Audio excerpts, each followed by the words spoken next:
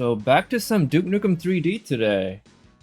Yeah, I think I fixed my audio issues. I changed some settings here and there and did a bit of testing. I think it sounds better. So hopefully it sounds good today.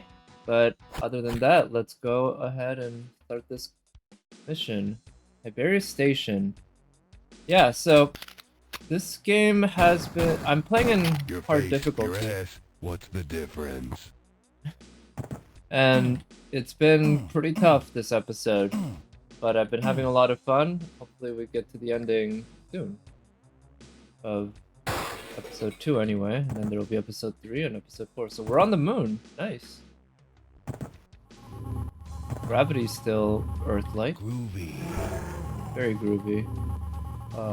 Where are the enemies? This level gives me a lot of Doom vibes.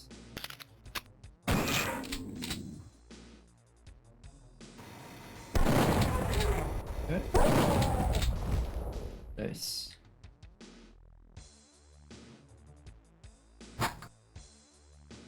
Is that the... Looks like it opened that door. Alright, we got some baddies around.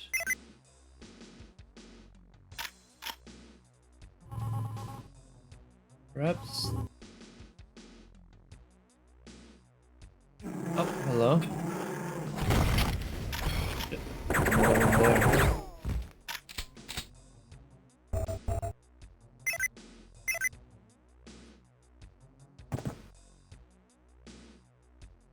Okay, is there another one there? No. Armory and supplies. I can't open the doors. Let's see what this switch here does. Let's see. Is it a timed door? Oh, it looks like it's timed. That's what it is. Huh. So, regardless of whether you're turning from green to red or red to green, turns it on. Okay, very good. We got armor. And some HP.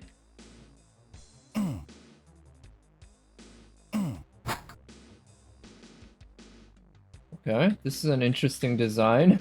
Why would they put switches on the other side of the room like that to make it so cool? Timed. Chain gun cannon. Okay, we got full ammo on that. Let's use it.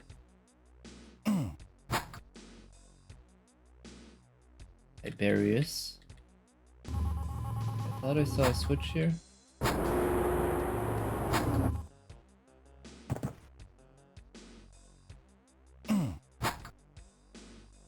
Oh, these are light switches. Nice. Convenient. Those mirrors? Yeah, that's a mirror. Wow, nice. Damn. Yeah, like I said before, they don't have mirrors like this in games anymore. It's a shame. What is that? Oh. Damn, these are annoying as fuck. Huh.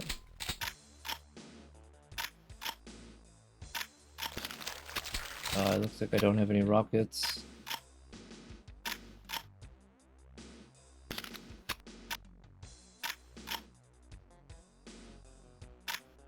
Okay, well, let's try to get some rockets then. That noise.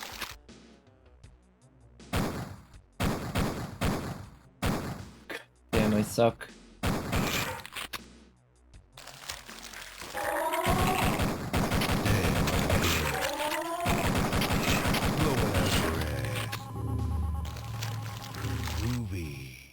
Okay, great. We got a pipe bomb. Probably put it there so you can use it on the cracked wall. There we go.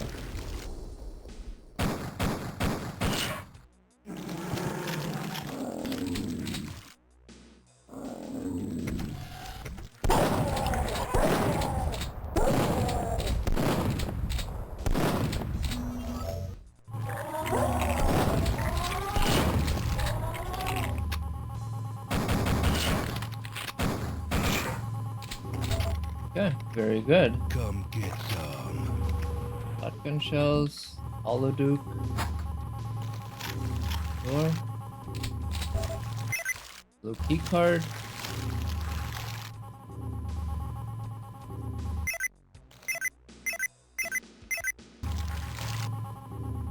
Yeah, where's this noise coming from?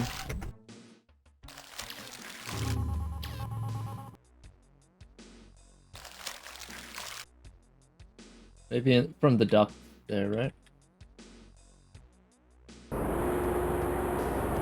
Oh shit, these guys.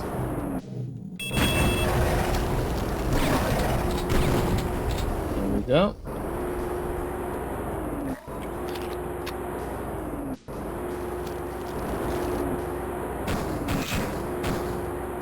This door's not gonna crush me, right?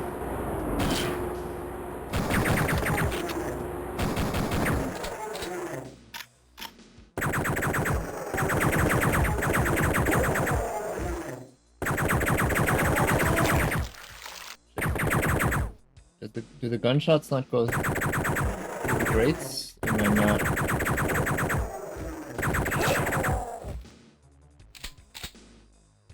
Okay, we got a nice amount of HP.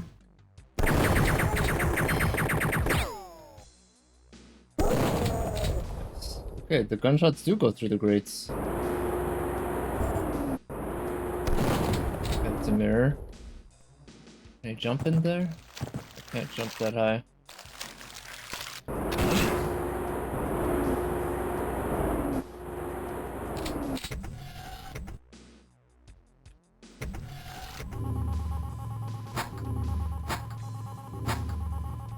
Yep, it's another timed door.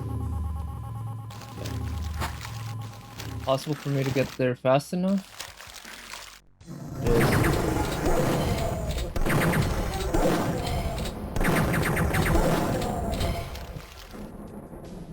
Okay, barely survived it, but there's nothing really interesting here. Oh, nice, there's a big HP thing.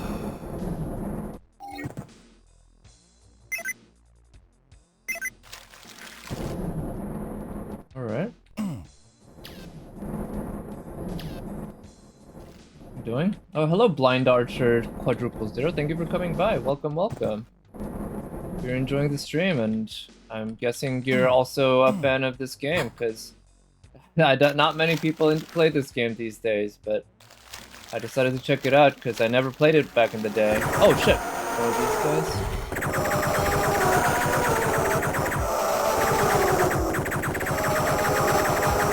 Right, like, unlike a lot of people, I was around when this game came out way back in the 90s, but I was more into Doom and Quake, and I knew that this game was really good, but I never really got around to checking it out. Now I have, and I'm really impressed. This is a really well-made game.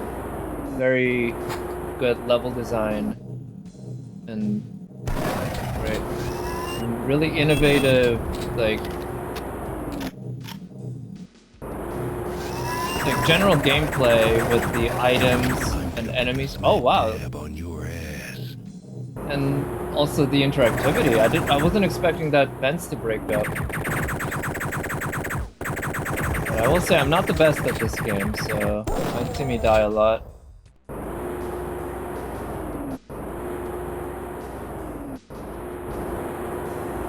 Where are these explosive like the idea of urinals being in a moon base of all places, huh? Man, this place looks so good. Much better. Oh wow. Right, they didn't need to go this hard. But I guess they knew what they... Like, this engine is clearly very capable. Much more so than Doom. I was not expecting it to be that much better than Doom in terms of the capacity of the engine. Okay, so I saw this. It looked like, yeah, an explosive would break it. There it is.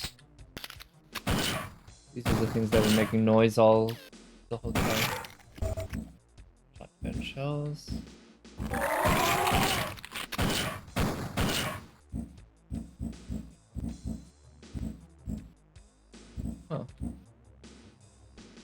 Looks like an elevator. Doesn't open though.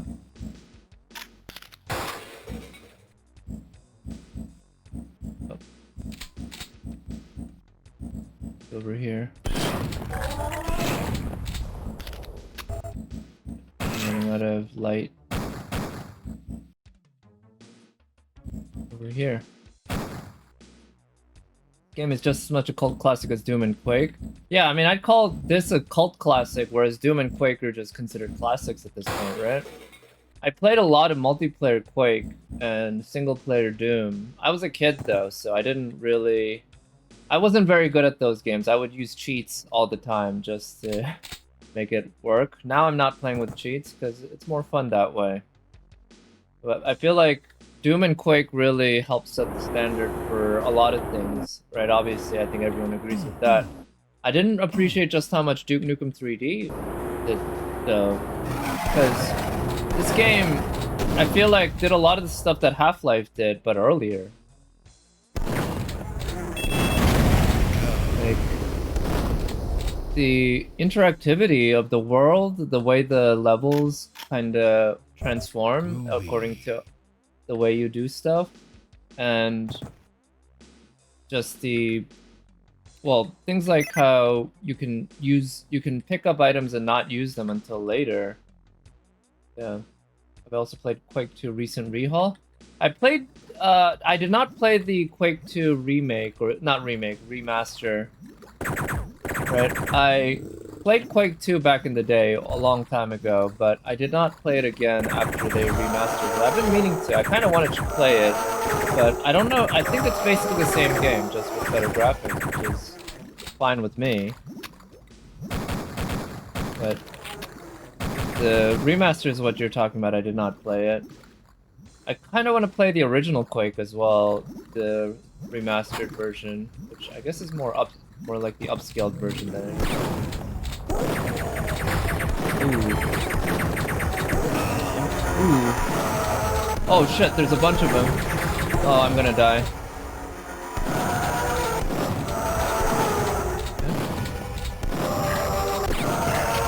Yeah, damn it. So I probably shouldn't go running to the other side willy-nilly. Should probably kill these guys first, huh?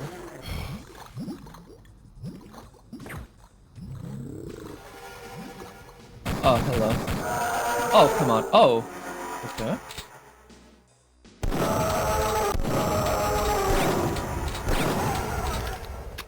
Really should play Quake 2 Remaster Rehaul from November 2023. There's a whole new campaign. Really? I didn't know that. I thought it was just better graphics. At least one other game that does mirrors like Duke 3D No, that's the thing.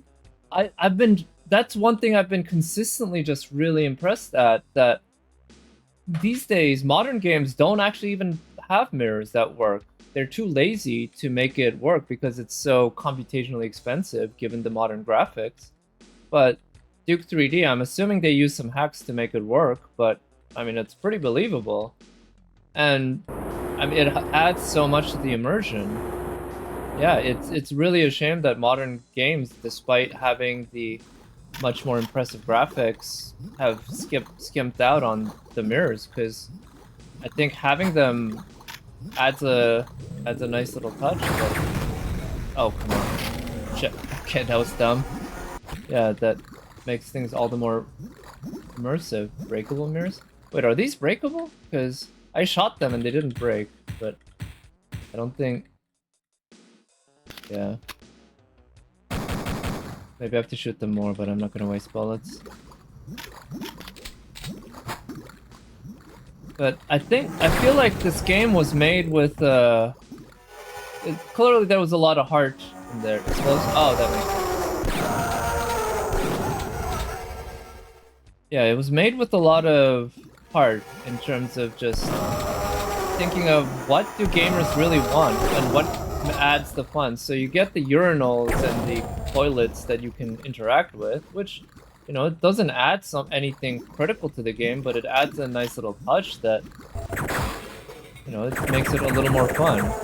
There's stuff that you can explode.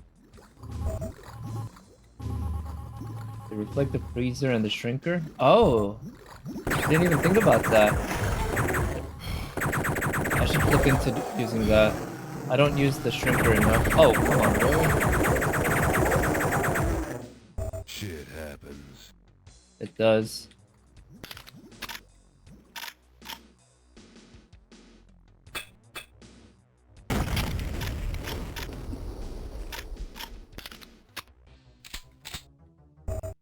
Jetpack, nice.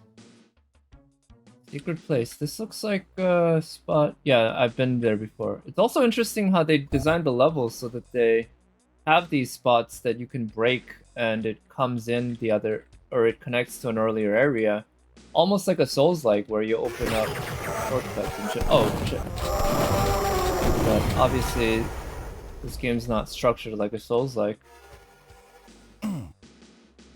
Okay, so I get the sense that I'm supposed to go into the water here. Where they gave us the scuba diving. Okay.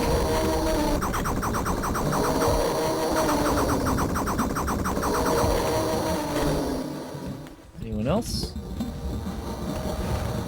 Wait, how did that miss? Okay. Night vision goggles, nice.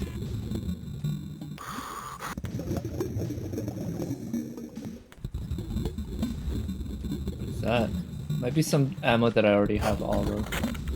Oh. Oh wait, what? What is that? Okay, no worries.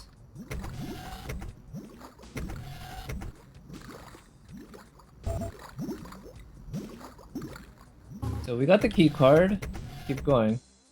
Another tech marvel that first happened in Duke 3 is the real 3D environments working in a room above another room. Yeah, I know, right? So I remember at first seeing that it was structured like Doom, but they used sort of hacks, I think, to have you teleport to another spot when you go up so you can have room on top of a room. Because, yeah, Doom, you couldn't do it. And Quake, you could, because Quake was the first, really, the one that's had polygonal environments and such. But in Quake, you could do 3D. Quake was a full 3D game, but Doom wasn't. Doom was just 2D, projected to be like 3D. But this one, yeah, I thought this was going to be more like Doom, but they really put in the work to make it, you know, make it feel 3D proper, right? Even if they have to use hacks, right? As long as it works, it doesn't matter. Shit. Oh, yeah, and they destroyed the...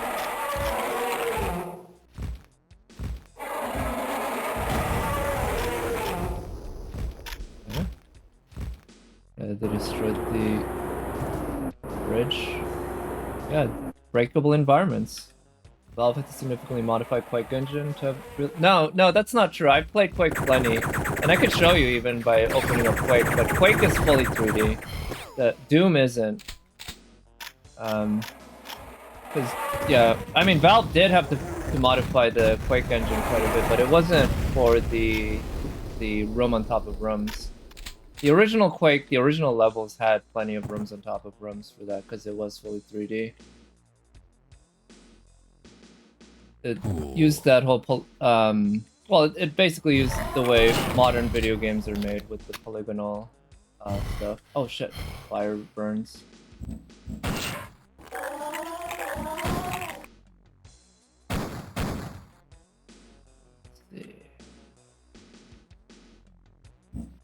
Yeah, I can't aim that high.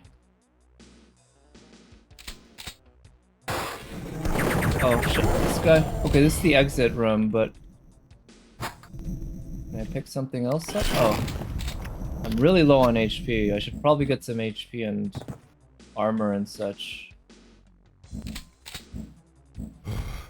Ah, damn it. Oh, okay, it's that same room.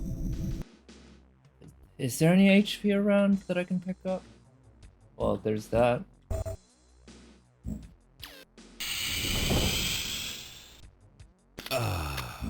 Okay. Freeze thrower.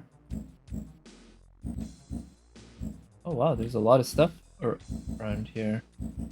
Probably connects all the way back to the things that, yeah, connects back to the same spots. Well, okay, now I have max HP, but I did lose, or I had to use up the, what is it, the med kit, the portable med kit. Oh, this is the room where you start. Okay, this is a relatively small level, but well designed again.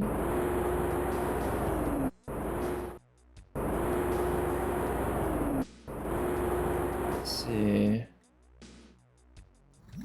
Yeah, I picked up all the healing items around, so I think now time just to go. Oh wait, this isn't where I should have gone, right? Here. And this game, of course, has jumping, like Quake introduced to id. And they use it pretty well. Man, they use it really well. Avoiding us the level design? Oh, really? In this game?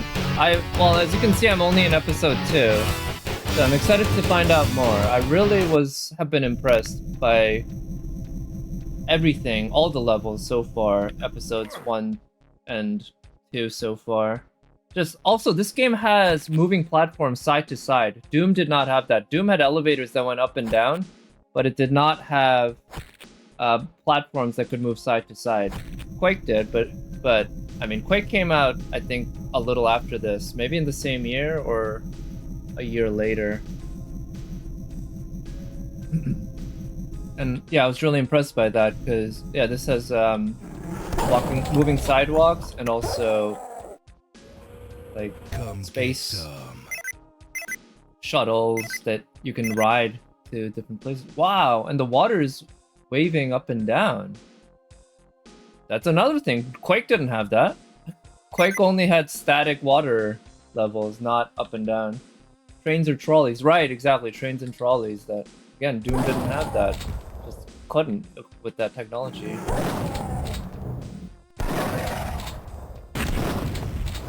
It's really a shame that Duke Nukem Forever ended up the way it did. 3D Realms, I guess, were just obsessed with having the best modern technology in its engine, and it ended up kind of fucking them over because they kept changing the engine. But it worked really well for them in this game. Episode 4 was originally released as what you call DLC. Okay, oh yeah? Okay, I guess that's kind of like Doom, right? Doom only had 3 episodes at first, but then they made an Ultimate Doom that had an episode 4, and well, in Doom, episode 4 is not that well regarded. It is the hardest episode, I'm pretty sure, but a lot of people don't like the levels. So maybe that's similar here.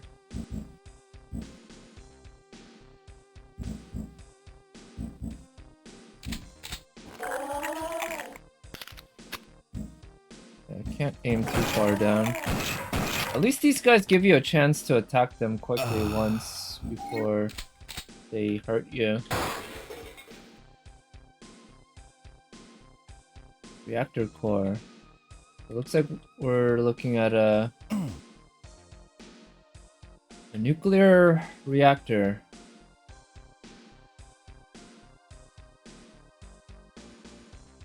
And also the way they designed the levels in this game, besides just being really good and really fun, is that they actually kind of look like they could be real places in a way that Doom's levels didn't.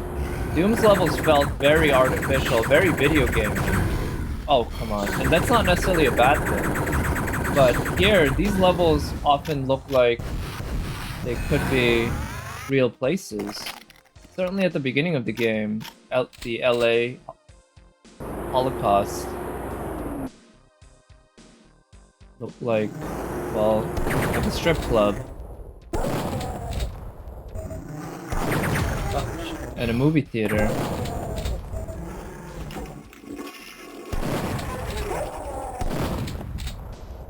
And here they even put in fucking bathrooms. Much I think I heard heard that Duke Nukem Forever begins the game with you peeing in a toilet or something. There's a callback. I need to start using the steroids. Wait, how do you use the steroids?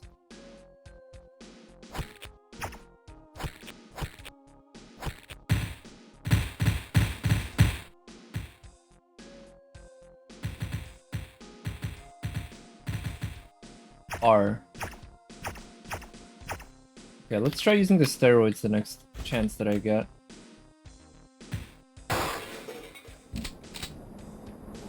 Steroids are one of the 2 least used items. Oh, really? Yeah, I haven't even used them just because I didn't know what they are. I'm assuming they make me stronger in some way, but yeah, who knows? I need to backtrack. Okay. Yeah, I'll try using them if I get a chance, because they're right there. Might as well, right? Oh, got the blue key. Groovy. Laser trip bomb I don't use a whole lot.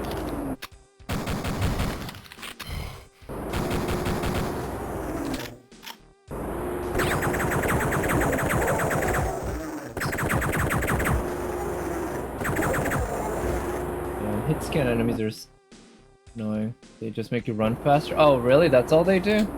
Huh. I guess that could be useful for platforming.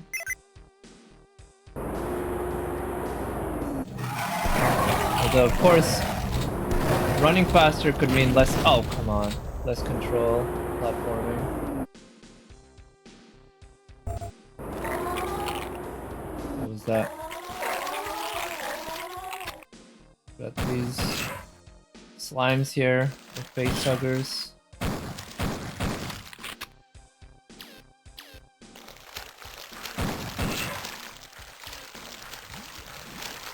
Okay, probably not. Oh shit, hello.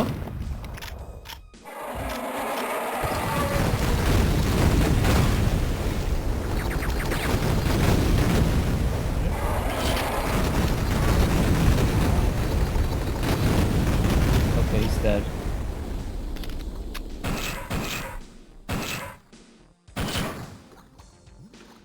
Second item is Holoduke. So I've used Holoduke a couple of times. I haven't found it too useful. I was hoping that it would attract those flying machines that would chase you and then explode, but they don't seem to do that. Because if it made it do that, then that would be super useful, because those enemies are some of the most annoying enemies in the game, in my opinion. I should probably go down at some point, but I'd rather go here. Resident Evil games taught me anything, it's that always have to make sure your foe's sufficiently dead. Yeah, that's true.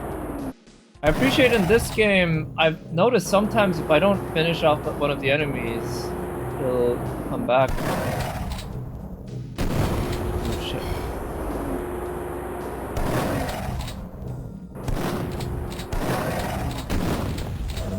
So Resident Evil is a series of games that I'll say I've never really been too far into. I did enjoy Resident Evil 4 quite a bit, but that's kind of the least Resident Evil-ish Resident Evil from back in the day anyway. Very action-y. Oh, hello. Huh.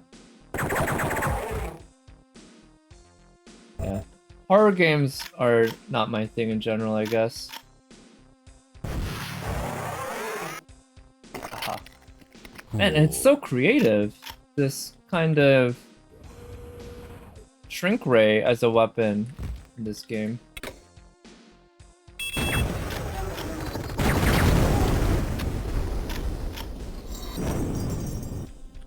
And a freeze ray too.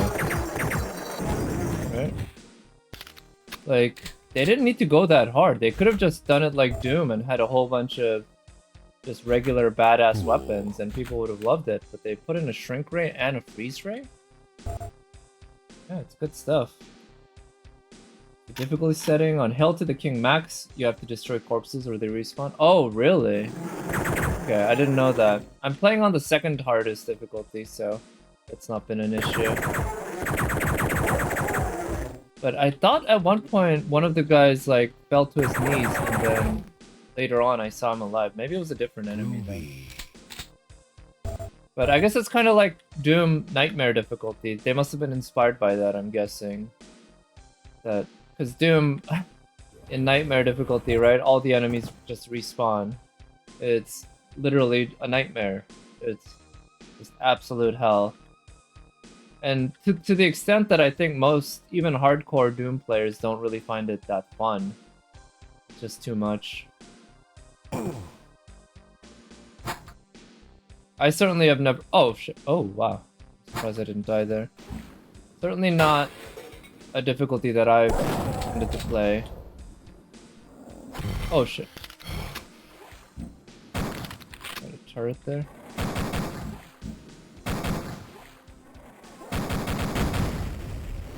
Go.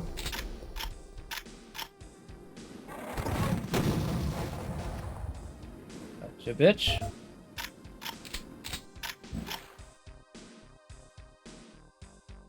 Okay, I guess I can't go back there. That's alright.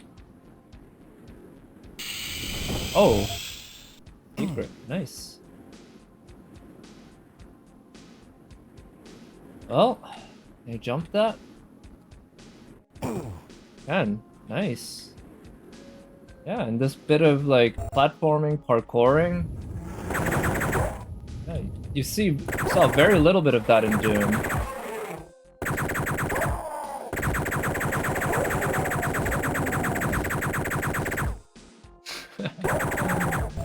Alright, so shooting fish in a barrel. What? Oh, wow. Wow, okay, what just happened?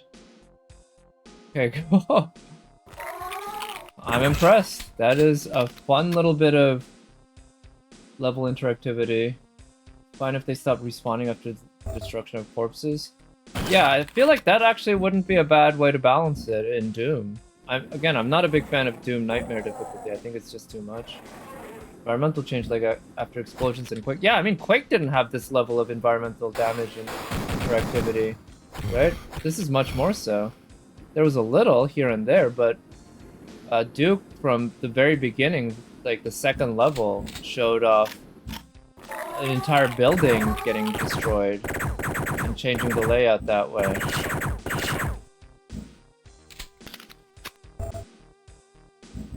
Honestly, yeah, I wasn't expecting this to be this impressed. I thought it would be a fun little boomer shooter from the 90s with, you know, decent gunplay, and obviously Duke Nukem himself is iconic. But just the amount of innovative gameplay elements that they have here that, again, like even like the whole mirror stuff isn't really shown that much in modern games. So I think this really holds up. If they made a remaster of this, I think it would be like, it would compare very favorably to modern games. The level design compared to most modern games that I've played, I feel like is much better. Who wants some? And also the tone of the game too. They just straight up made the game 1-to-1. Floods. Oh, floods. Well, I don't think I've really seen floods yet, but I see the water going up and down here. But in episode 1, there was that whole thing where you were in a submarine and you had to swim your way out. I thought that was really cool. Right? Doom had nothing like that, nowhere near. And neither did Quake.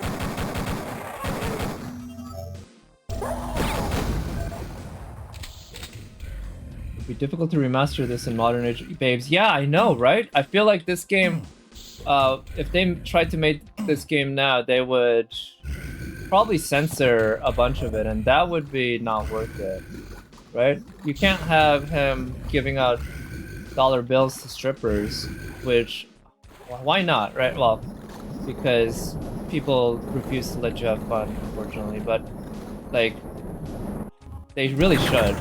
It'll be so good.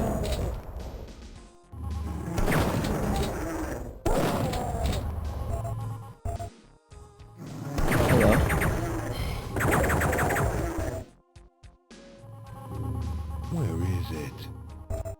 yeah, it's kind of sad to think about these games that you wouldn't be made the same way today if they had.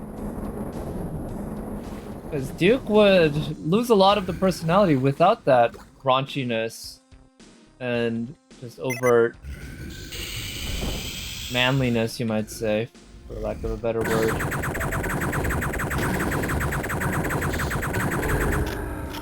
I'm pretty sure Duke Nukem must have been at least partially inspired by... Yeah, I feel like this guy keeps saying "suck it down" by 80s action heroes, and we need more of those. We need more a return to that and Arnold Schwarzenegger in Commando kind of thing. There's no censorship. There's no explicit nudity in the game. There isn't. But if they were to remake the game today or even remaster it, even without the explicit nudity, they'd be like, "Oh, you can't have the main character giving out dollar bills to strippers. Like, that's misogyny or whatever. But whatever the oh shit, the latest word is."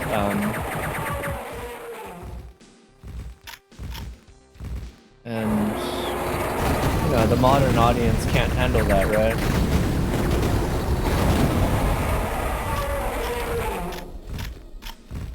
But we should.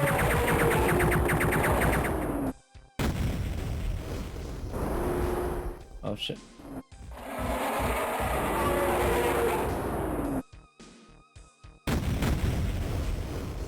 Let's hear the opening line for episode 3. Okay. We'll see. I like the opening line in episode 2. No one steals our babes and lives, or something like that. No one steals our women and lives.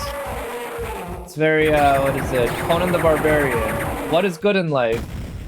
To crush your enemies, see them driven before you, and hear the lamentations of their women. Yeah, that shit wouldn't happen. Modern stuff, right? Media hypocrites again? Yeah, no, I agree. The audience can handle anything. They're just looking for an audience that doesn't exist or exists in way too small quantities. This kind of shit is, I mean, it's fun. We need more of it. Okay. Stop. Can you stop shooting at the door?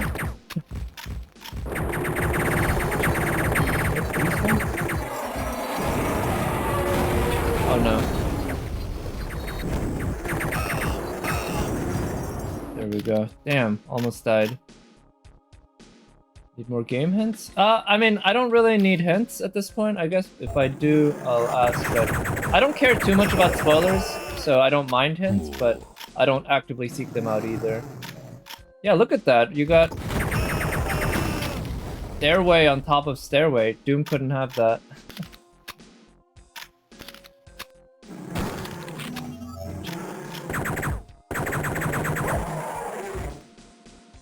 Okay, I need HP.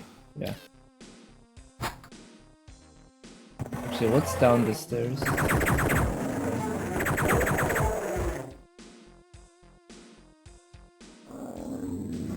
Oh, hello.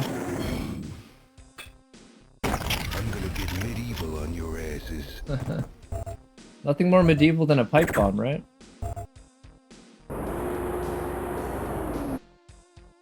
But those kinds of hints more like you can throw multiple pipe bombs before exploding. Oh, really? How do you do that? Do you just switch to a different weapon and then switch back or something?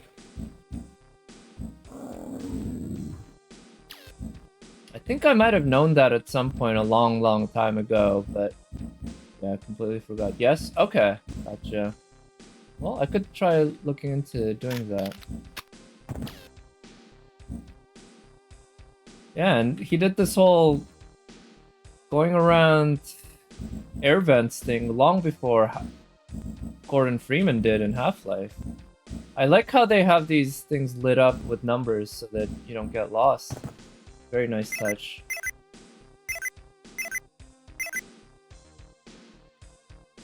Oh, hello.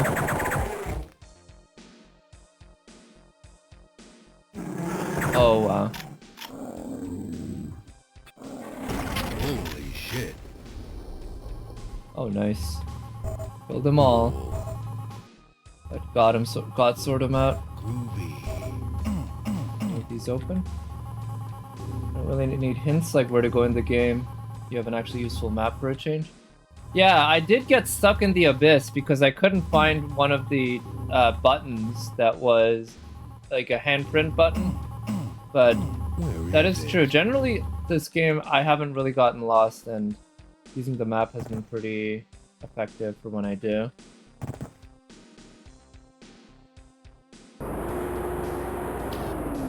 Okay. I like how the night vision goggles make the enemies glow. That is really useful.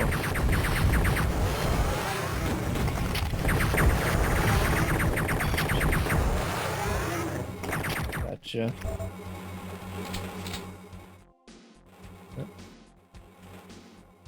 Oh shit.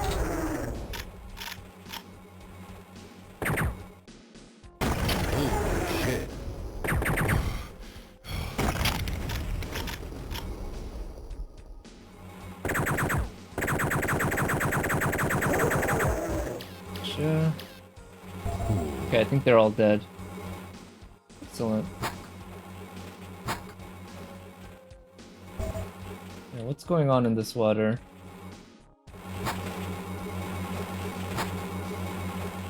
turn on the lights. Oh shit! I probably have to destroy that like the other thing that I did before. What's in the water? I can't go in. That's fine.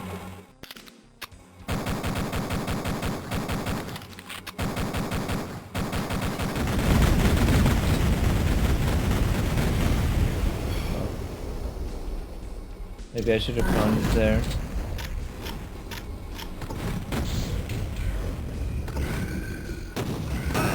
Shit. Oh boy. Oh no, I'm gonna die. Holy What's shit. with the hitbox on that dude? Some of the shots look like they went right through him.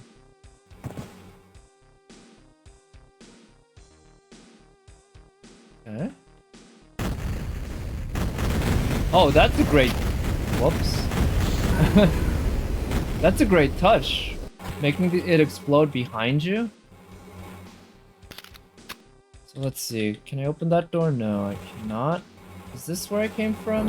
It is where I came from. So I could... I'll let it explode and run away so that I don't get hurt.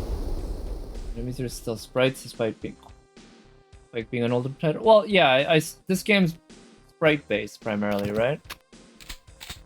But it seems like they do a great job using kind of hacks or cheats to make it so that things look 3D. And so the enemies... I've noticed, like, when they're directly above me or below me, they look flat, they look very 2D. But other than that, it looks great. Did I get you? I gotcha. And that's what I mean when I say that this game used hacks to kind of make it look better, look and feel better than the technology you'd think normally allowed it. You gotta make do with what you got. Okay, let's use the RPG up against those annoying ass guys. That is what they're saying, right? Suck it down. Oh shit! I got direct hit. Yeah, I'm almost dead.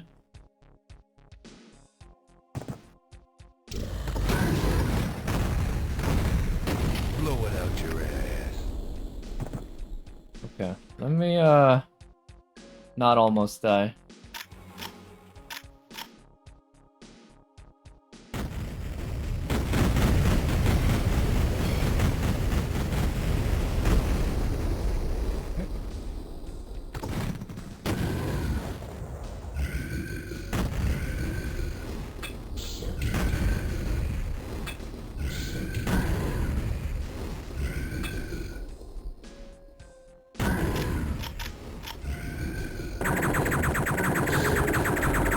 There we go. They're taunting me? Okay, that's what I thought. It's kind of hard to hear because of the alien speech, I guess, but it sounded like they were saying suck it down. And that's also great. Enemies having personalities like this. Much more so than something like Doom or Quake. Wait.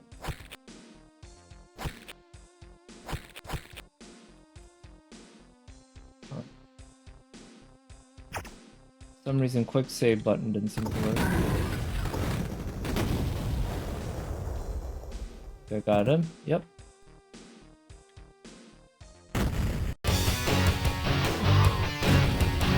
Lunar Reactor completed. Okay, killed everyone. I've basically been finding only a small percentage of the secrets as I've gone. Arc side. Is there some boss named Phil here? I should, yeah, it's 8, not E3.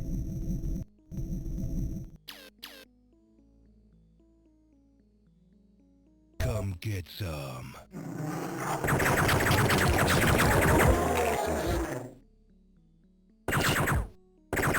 Alright, gotcha, bitch. Elevator.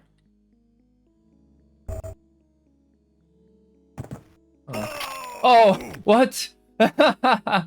Okay, I guess the idea is that I must have gone through the... that I was wondering, I was assuming that was going to be a window that I can't go through, but I guess it means that I went through there and just died in the... Get some.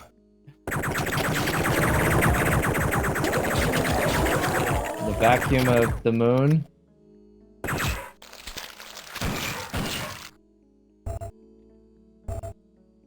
Alright, not bad.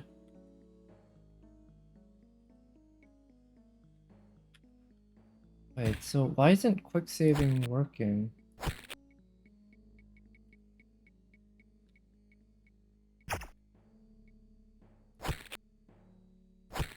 Speaking of difficulty, so yeah, I feel like I might just want to lower the difficulty for the next episode because it is kind of stressful playing it on hard mode. Limited number of ways to destroy corpses, explosives, shrinker kill, or door squish are almost all you got. I see, for the hardest difficulty.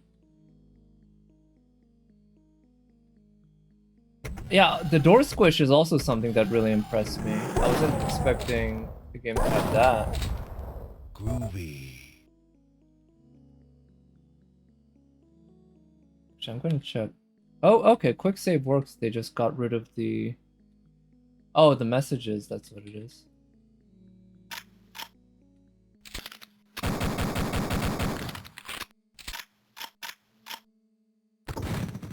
Oh, come on. Yeah. If it's not a hit scan weapon, these guys will dodge it.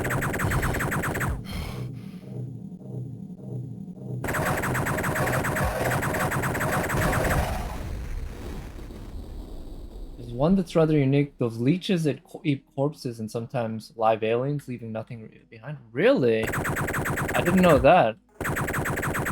That is really cool. Another, yeah, great bit of interactivity that they added. Okay, so we are outdoors now. Yeah, we're on the moon surface. I don't see anything on top of us. I don't know if that implies that I'm wearing a suit or what, or if this is some sort of area where that they made it atmosphere.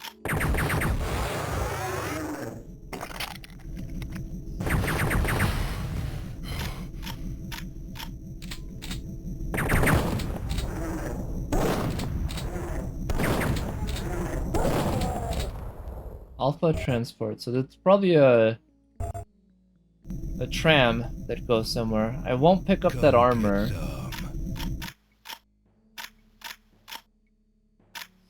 I have a decent bit of the freeze thrower ammo. Oh shit! Didn't mean to do that. Okay, I guess I need to take the tram.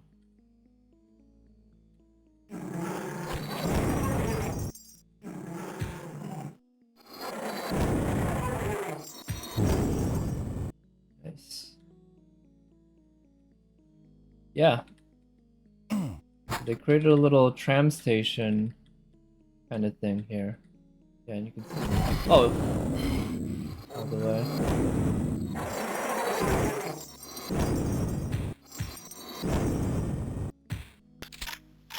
Okay. I'm fine on the current difficulty. I can make it. Yeah, I probably can, right? I'm playing all right. I noticed, obviously, or maybe not so obviously, but it does seem like episode 2 is harder than episode 1. It's just, this is probably right around the limits of my skill level. I don't think I can play the hardest difficulty, and it being at the edge of my skill level does mean it's kind of stressful, which is fun in its own way, but can also be a little well, it's stressful. Episode 1's the easiest. Yeah, just like in Doom, I guess. Oh, what? You guys coming back here? Shit, I need HP.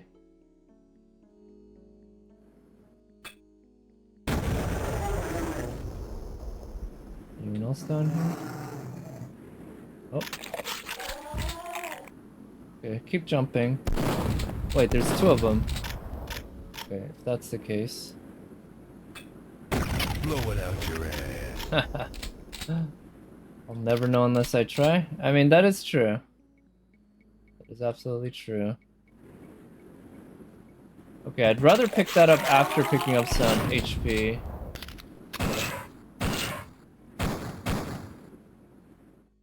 It's just, I don't tend to play these games too much for the challenge, even though I do enjoy a challenge in a video game.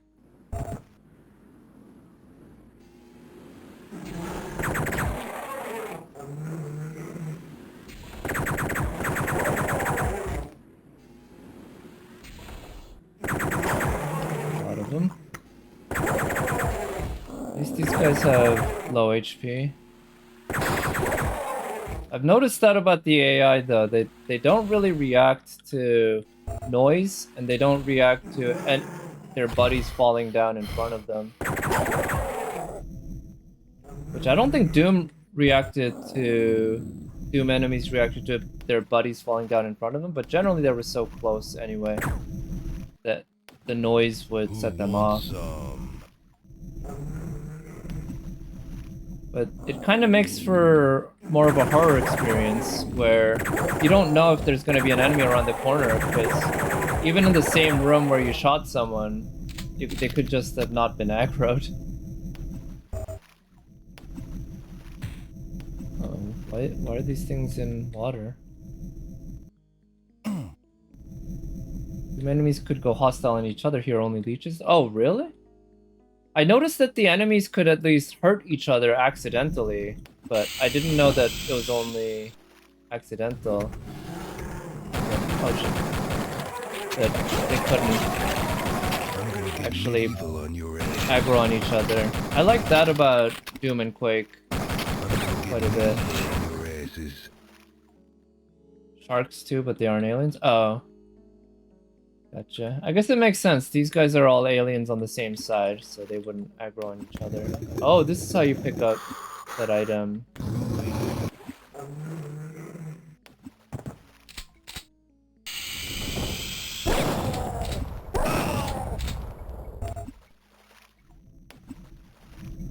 I need healing.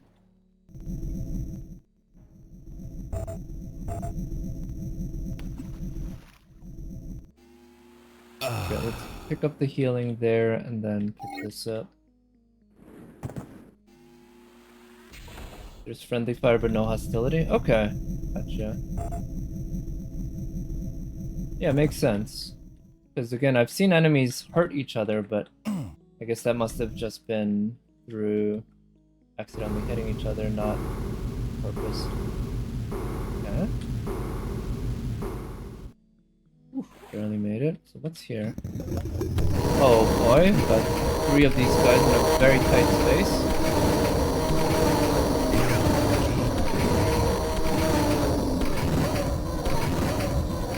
Barely made it. And even more.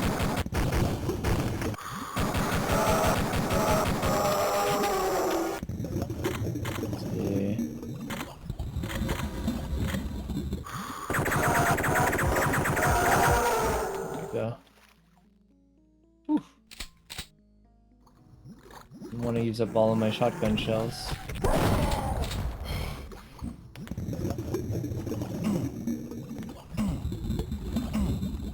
Can't interact with any of these things.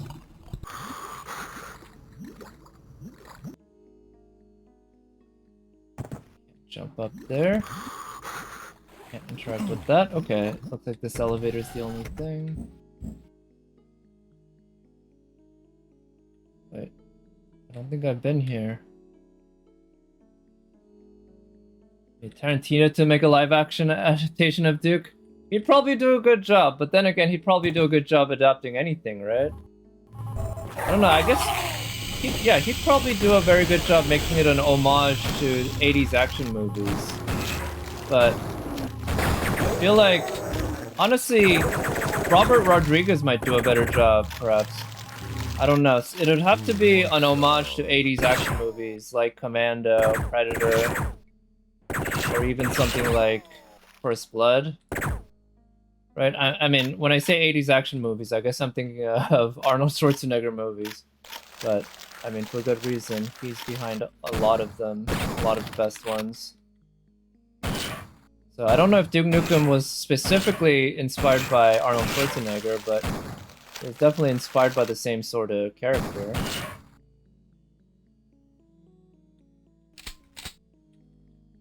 Huh. Is there a piggy there? Oh, is this how they turned the policemen into piggies? Perhaps. More like to the B-list movies. Wait for the opening line of episode 3. Okay. Yeah, it is kind of very, yeah, B-movie style. I'll agree with that. Ooh.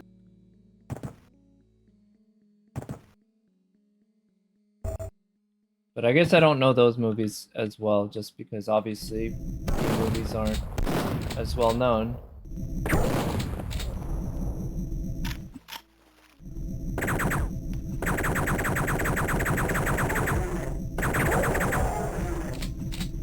Okay. Here's something to my right. Who wants some? Oh. Oh, okay, this is that spot. Gotcha.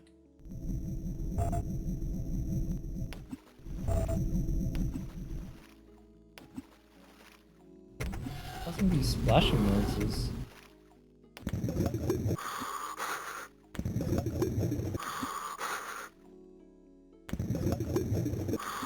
Okay, I don't think there's anything. It's fine. So now that I have the black key card, I think I could open up another door. Man, got some... Okay, we got a whole bunch more enemies left to kill. Oh.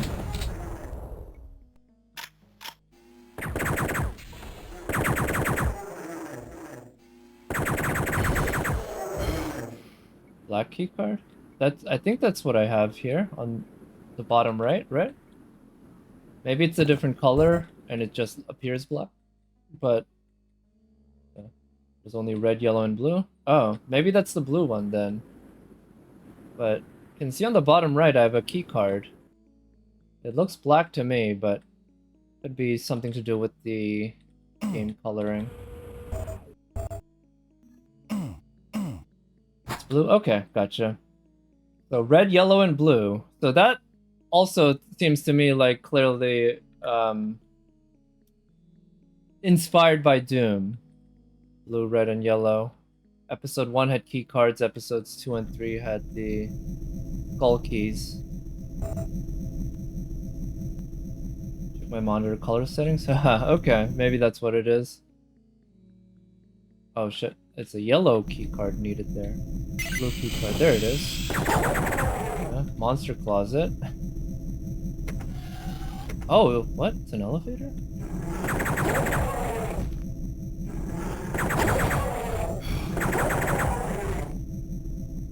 Okay. Where did you come from?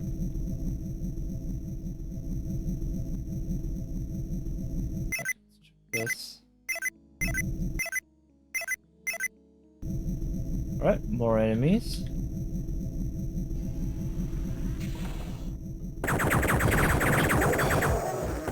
Oh boy.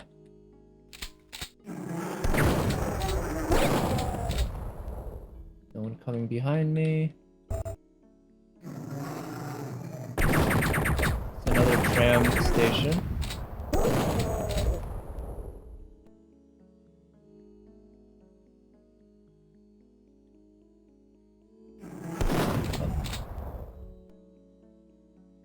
Where'd you go? What? Okay, he jumped through the bridge.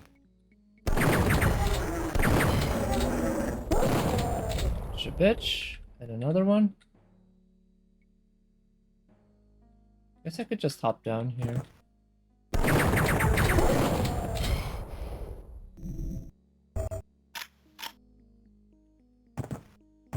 Okay, we can work our way back up. I think that's a shrink ray ammo. More M&Ms? Wait, M&Ms? I don't get the reference. Did I say a line from the rap, or did somebody say it?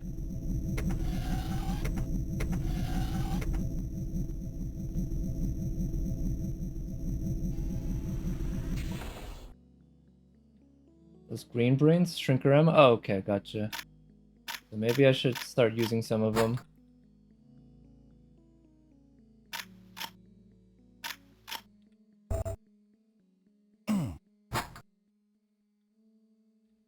Wow.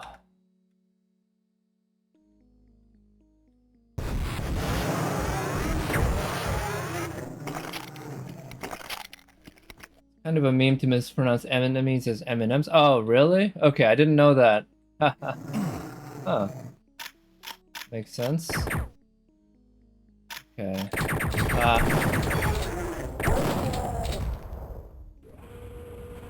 I need to get better at switching weapons quickly. Devastator. Nice. Probably means I'm gonna have to use it up against some enemies coming.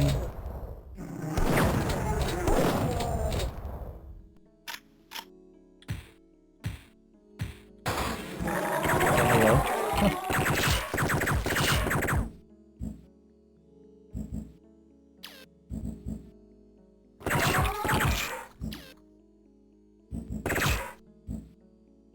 Am I switching with the mouse wheel? Yeah, I generally am. And that's something that in the OG... Ooh, hello. See you. I know that pressing the buttons... Because mice didn't really have mouse wheels back in the day. It was all about just pressing the buttons 1, 2, 3, 4, 5 and such to do it. I should probably just memorize them. Find the ones to the most convenient keys. Yeah, I probably should do that for convenience. I just haven't bothered.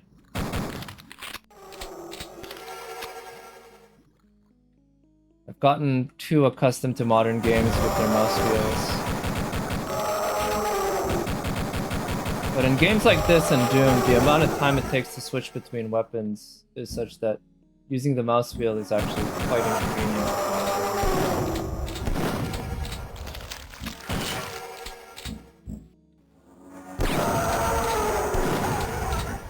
There we go. Sorry, lady.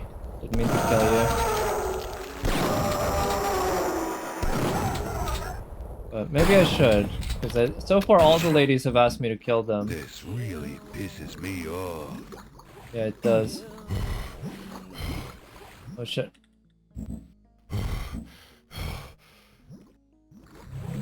Hello.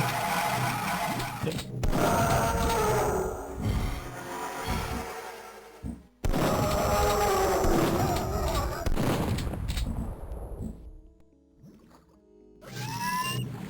Oh no, it's the explosive dudes.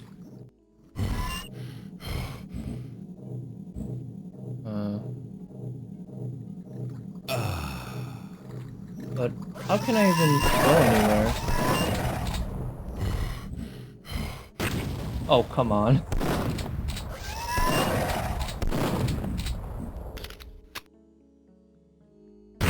Shit.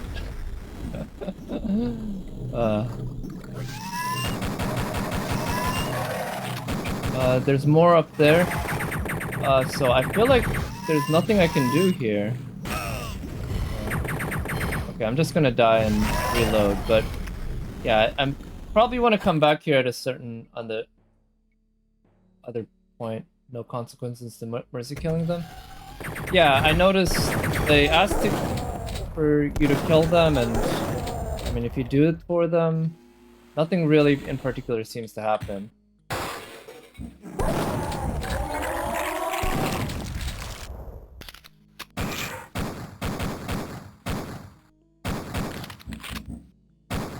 Come on. Why do I suck so much at this?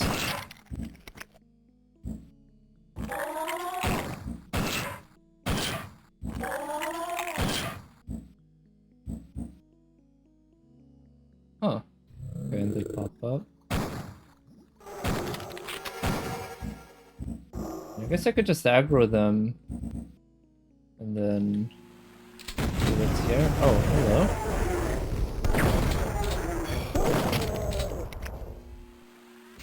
Nice. I thought I saw a second one. And a third one. And a fourth one. Great. Just boot them. Yeah, that's generally how I've been killing them to save ammo, but when they're above... oh, this is that room. They're above lava or whatever like that. Made it so that it was a lot less viable. Or at least I'd get hurt doing it. Okay, can I funnel them in here?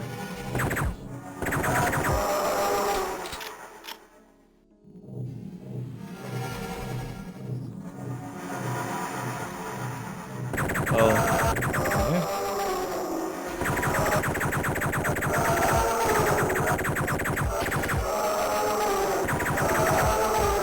Gotcha, bitch.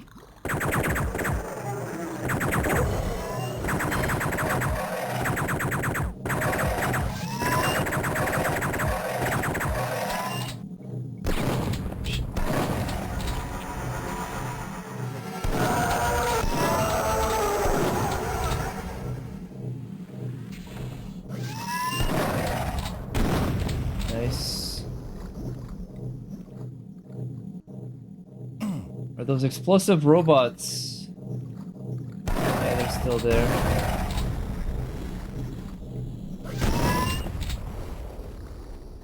Okay, that throbbing noise seems to be an indication of them. Got it.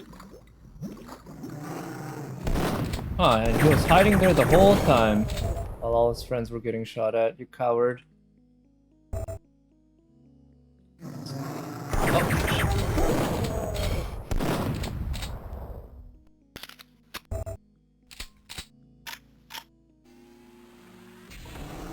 Hello? Oh shit! Gotta get one of those guys with the explosives.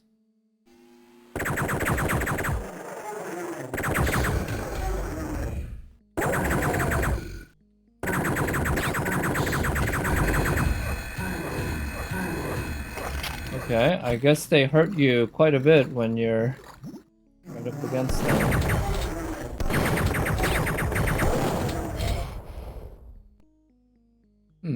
How am I gonna handle these guys?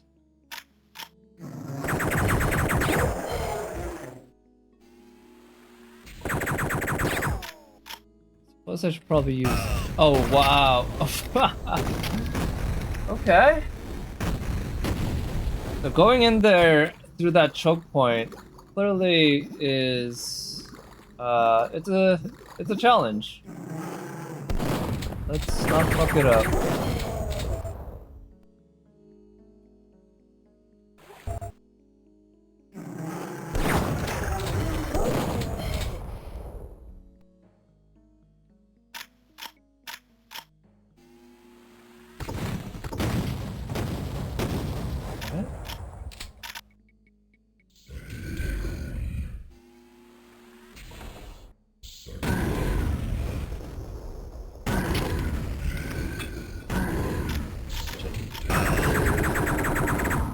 Okay, I got a direct hit, but I did survive. Holy cow. Nice.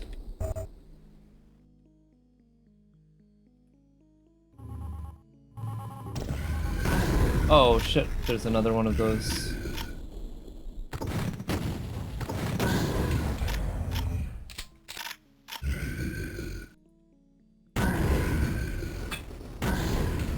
Come get some. Nice. Whew. Not easy. Got the boots. Can't jump up there. Any switches?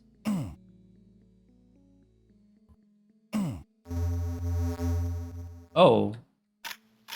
Well, guessing I'm supposed to destroy this thing. Oh, what? What was that? Who shot me? I don't know what hurt me there.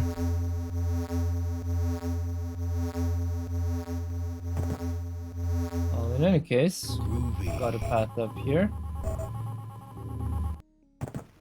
Got the yellow key card. Oh shit, of course.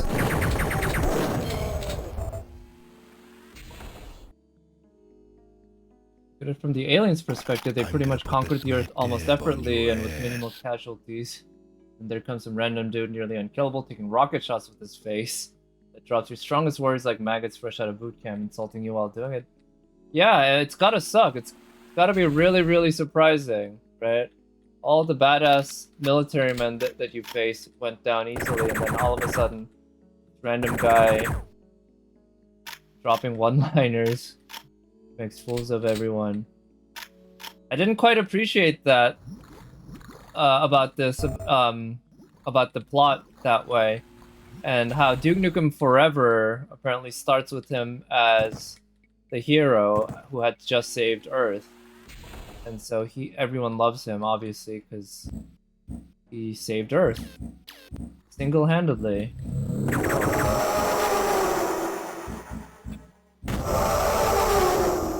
But, I mean, that's classic action star kind of thing, right? Against all odds, one-man army.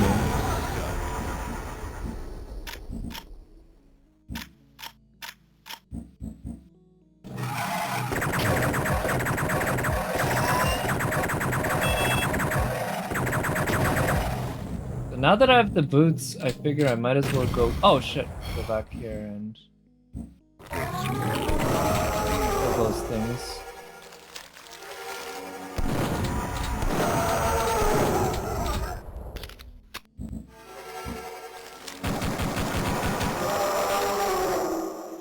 And as far as I know, wait, okay, so I do know that Duke Nukem.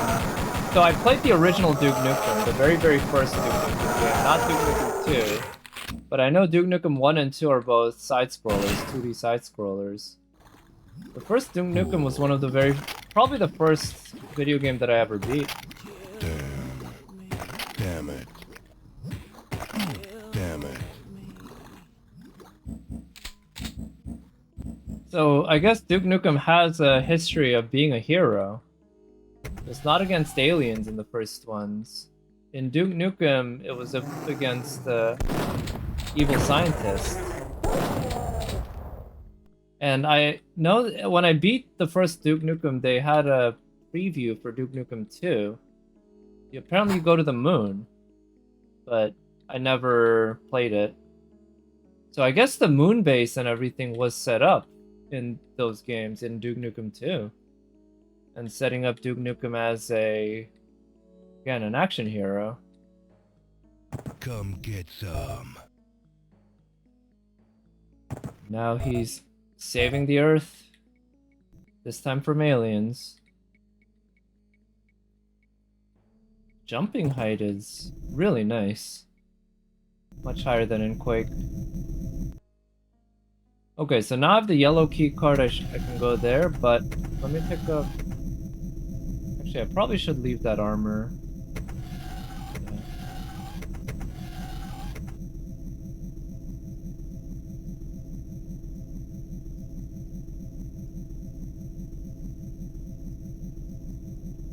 Yeah. Yes? Oh, you mean the Duke Nukem going to the moon in Duke Nukem 2? I really did enjoy the first Duke Nukem. I was a kid when I played it, and it was tough, because video games can be quite tough when you're a kid. But I remember that Like, it was fun figuring out all the... Oh, what? What did we go for? All the platforming and all the shooting and all that. Origin of the space station? Okay, gotcha. That's probably on the other end of the tram. Let God sort him out. That's great. Okay, no one's here.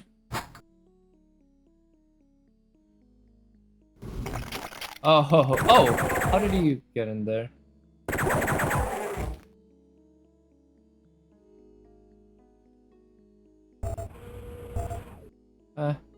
Probably didn't want that at this point, but whatever.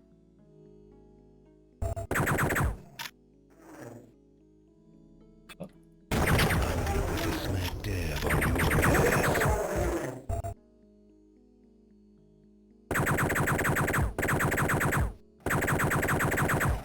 Damn it. Hate those guys. Wish they were a little less tanky. Cool.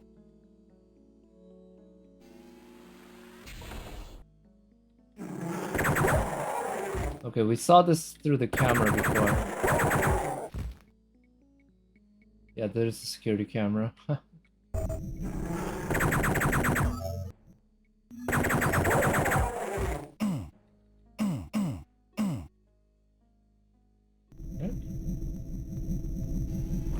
Oh, hello. A lot of guys. Cool. PG.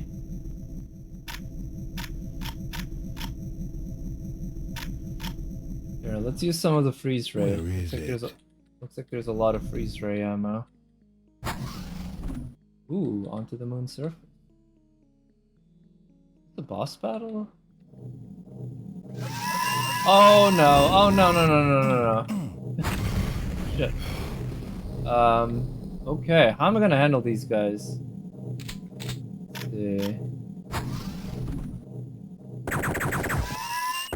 Let's see.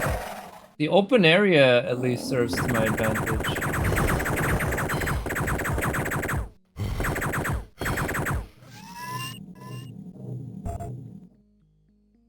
Usually save scum. That always works, yeah. Why can't we do that in real life? That would be so useful.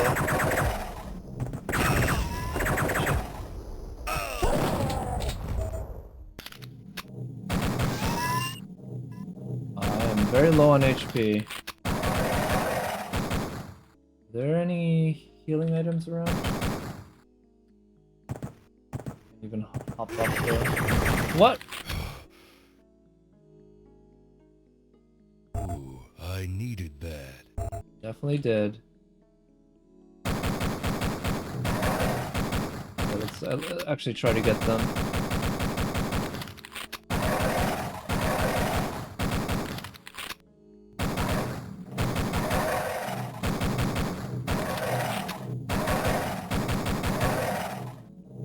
Yeah, they take so much damage before they go.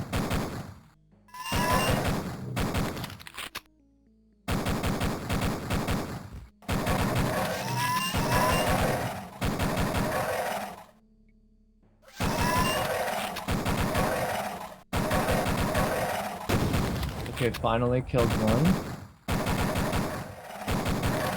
Ah, shit! Don't get too close. Okay, I'm running too low on ammo. I don't have a hit scan weapon. These guys dodge it too well.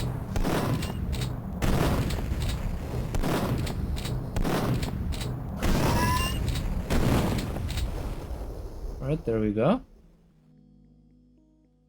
Killed everyone. But, nice. Oh, we got the sprites.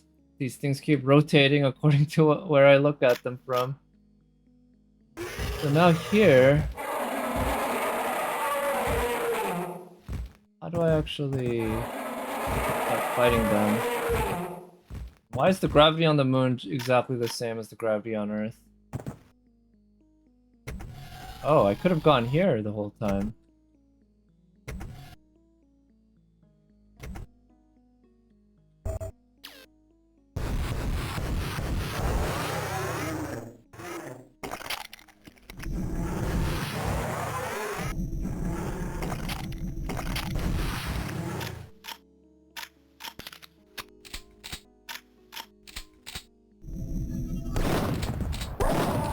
teleporting dude. Oh, I have the jetpack. Yes, that's true. I keep forgetting about that. Thanks for reminding me. Yeah, I do keep forgetting that the jetpack is a thing in this game. I shouldn't have picked up that healing at that point. Not too big a deal, but bit of a loss. Okay, whatever. We're doing okay.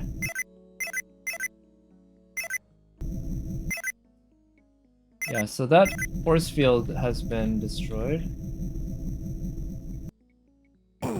What, really?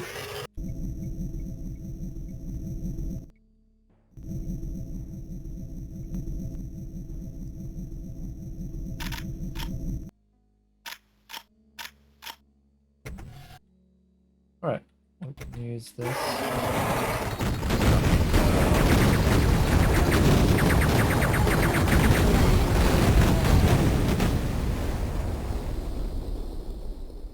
Alright.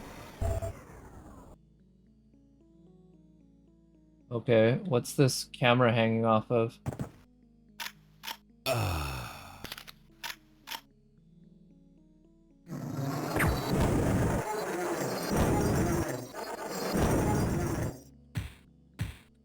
Gotcha.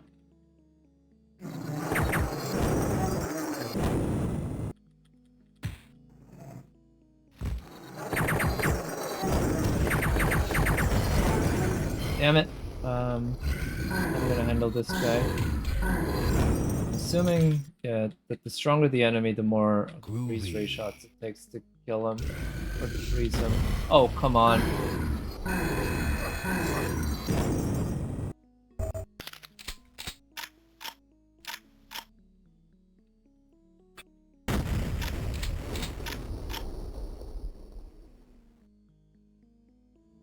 Okay.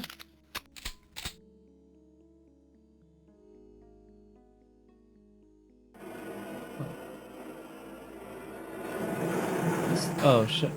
Okay, we got some enemies there.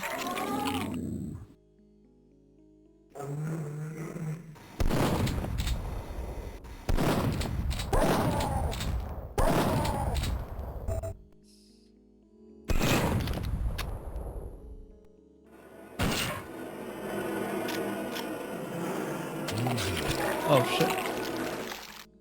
Let God sort him out. I'm running low on ammo and a lot of things. Yeah, we can use the shrink ray maybe. Oh shit, it's 2001! While freezer works, depletes health and freezes at 1 HP. Oh, that's how it works? Okay. I guess that's a pretty good way of making the game, that weapon work in the in terms of the gameplay. Yeah, this is the monolith from 2001. Wow.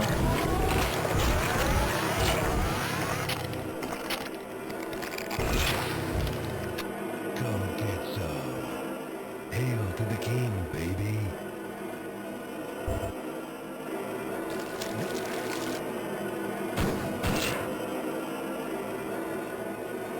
Does it teleport me back? It does. Wow, that's pretty hilarious. They decided to actually put in the monolith from 2001.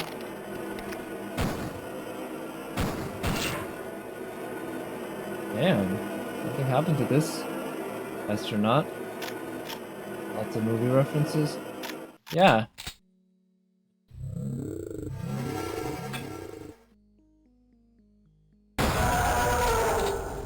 You really knew what they were doing with this game.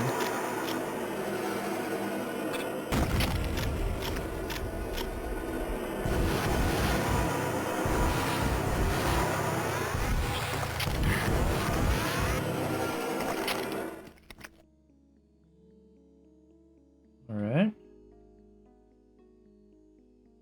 Like alien, they clearly had alien references earlier with the. Damn, what's with the? Oh yeah, yeah. The aliens just all stole our bitches. It's all been ladies, no gentlemen. Actually love Kubrick movies. Yeah, I do too. I'm a huge fan of Kubrick. I mean, I think most film fans are. He made some of the best movies. I don't think all of his movies are great, but maybe they all are. Like, even Eyes Wide Shut. But, I mean, I love 2001. The Shining's obviously classic. I think Full Metal Jacket was really good. See, I know there's at least one that I'm forgetting. But the cinematography that he employed in all his movies is just iconic. Clockwork Orange, yes. Clockwork Orange is also one of my favorites. One of my favorites that he made. I mean, it's not a pleasant movie to watch, perhaps, but yeah, like, I think it is a masterpiece. Great music. But that's a shame that somebody couldn't get that movie. Yeah, I don't think it's the most complicated movie to get, but it is a pretty disturbing movie, very disturbing. Nice, I killed everyone. Damn, that took over half an hour. Not that 2001 wasn't that disturbing either. Full Metal Jacket as well. The Shining. Kubrick was just a master at this kind of psychological horror. I don't know if you'd call it psychological horror, but like psychologically horrific things. Part time 11:30. Yeah, I wonder how they set the part time. I know in Doom the only thing that set the part time was actually, oh, there's splash damage. How far the exit was from the entrance. That was it, which is not a very good standard for getting something like that.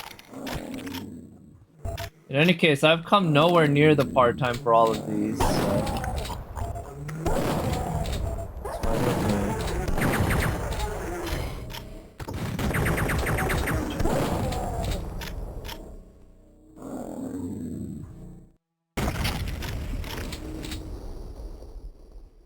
And I've very rarely found all the secrets. I've generally been able to find like 1 or 2 out of a dozen secrets or whatever. What the world record is for this game? Sure, for like a speed run? I can imagine it's gotta be something crazy. Games like this... Oh shit, that's, yeah, straight out of Aliens. There's often a lot of exploits that allow you to just go straight to the exit, right? I know Quake has plenty of stuff like that. Oh. Go in there? Maybe not. Maybe I can jump from here? Maybe not. Yeah, probably not. Okay, so clearly there's something to it with these switches.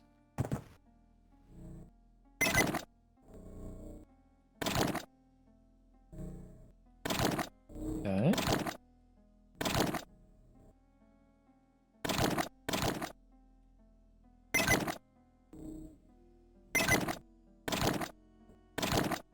Huh. There's something underwater. Oh, there's one of these guys. Okay, I'm almost dead.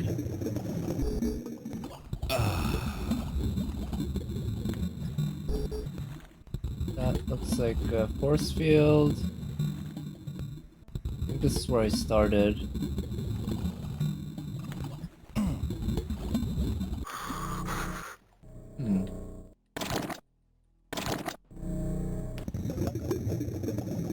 Force field still up.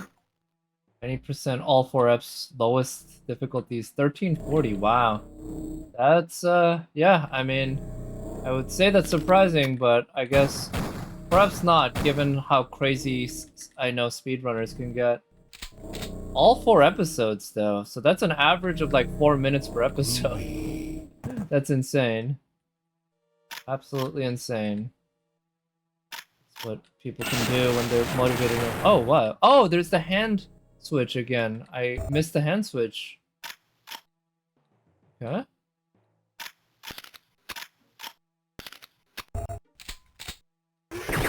Oh, shit.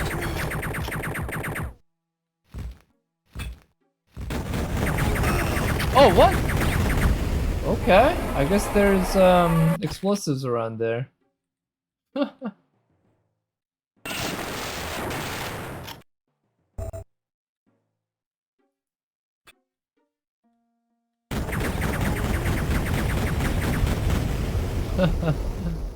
Wow.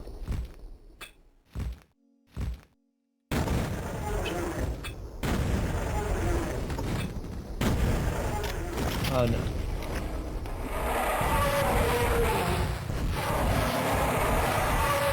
Okay, there we go.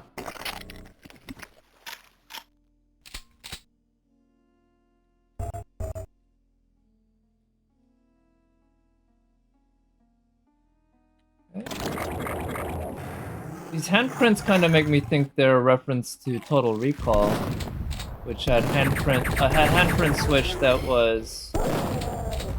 that had 3 fingers or 4 fingers, unlike the 5 fingers that a human has. They are? Okay. Which is another Schwarzenegger movie, I think, from the 80s that I think it holds up still. It's a very, very well thought out psychological thriller. Written by Philip K. Dick. Although the original title by Philip K. Dick, the short story or novel or whatever, was something like, "We will remember it for you wholesale." But Philip K. Dick certainly responsible for a number of really good sci-fi movies. Very much does. Yeah. I agree, I think so too. At least the last time I watched it was probably over 10 years ago, but still. Certainly better than the remake they made with Colin Farrell. Still only remember the 3-breast girl. Well, she's pretty memorable. Very iconic. And also the eyeballs popping out of their heads, right? The vacuum of Mars. Get your ass to Mars! It's like everyone remembers from Predator, what? Get to the chopper! Right.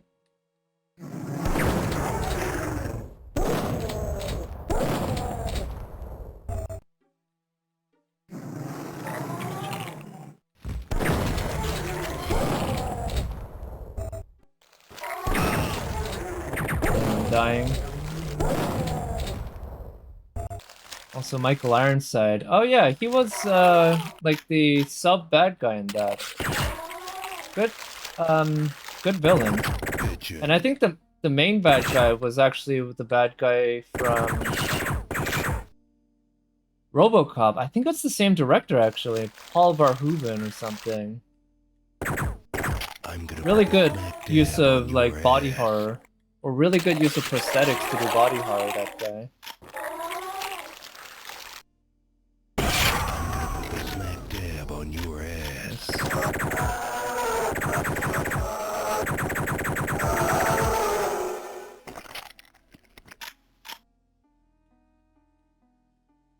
Michael Ironside had a great voice. I think he voiced Sam Fisher in the Splinter Cell games. Man, how come Ubisoft hasn't made more Splinter Cell games? Those games back in the day were pretty good. Ubisoft is sitting on so many great franchises that they haven't made good games off of. Really a shame. Michael Keaton? I think it was Michael Ironside who played Sam Fisher, not Michael Keaton. I don't think Michael Keaton did much in terms of video games. Michael Keaton did Batman, of course, right? I'm good. He did? What? Michael Ironside as Sam Fisher? But Michael Keaton, I mean, he's also a good actor.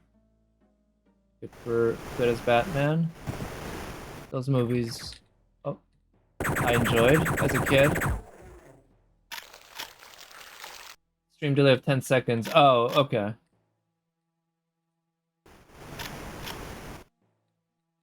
But yeah, I feel like stealth games with Metal Gear Solid not really being much of a thing these days, other than like the one game. Someone recently said Ubi's allergic to success. It feels that way. Oh shit. Okay. Like the shit they did with Star Wars Outlaws. I didn't play it, but I saw some gameplay of it. It looks awful. But it just looks so stupidly designed. And it's a Star Wars like intellectual property. It should be easy to make a lot of money off of that. But they didn't. And obviously Assassin's Creed Shadows, which I think probably sold pretty well, but not well enough for what they needed. Okay, how am I gonna handle these?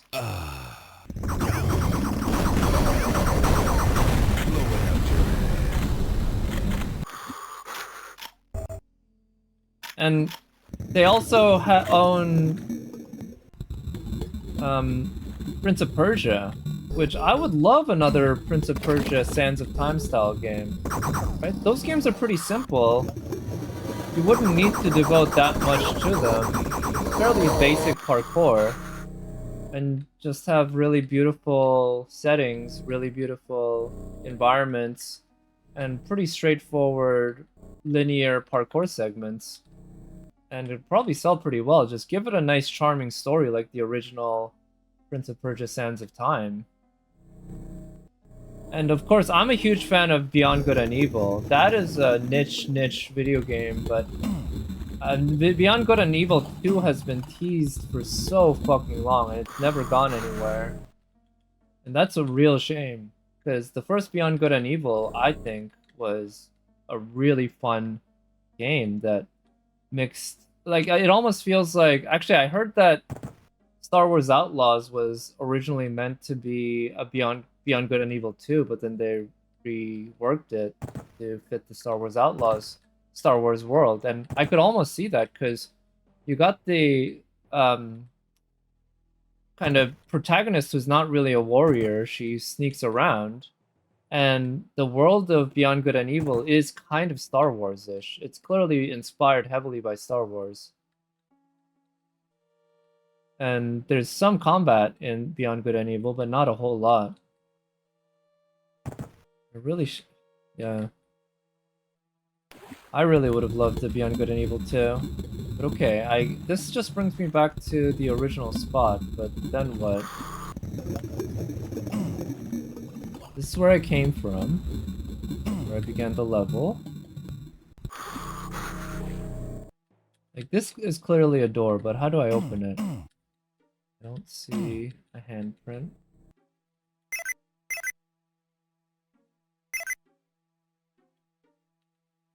You look, there's... Oh, maybe the jetpack? Do I...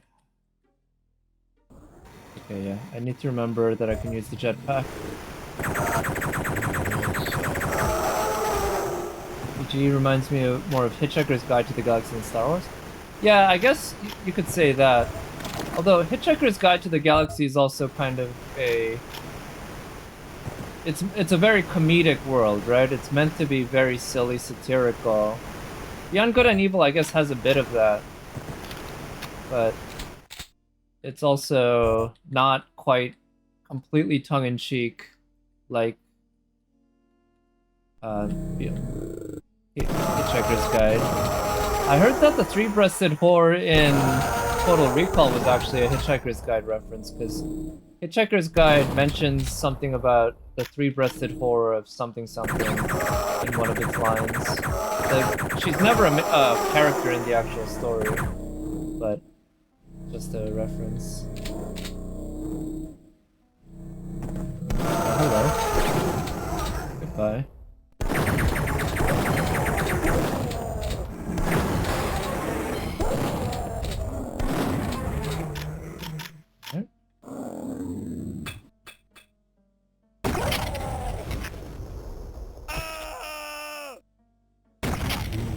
That's gotta hurt. Yeah.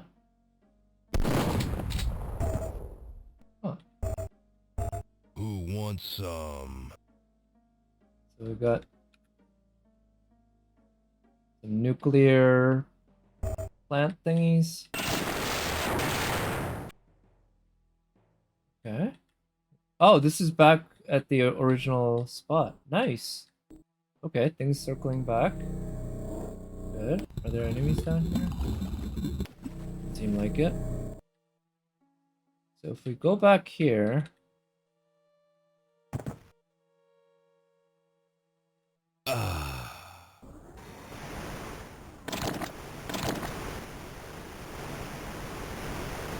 Damn.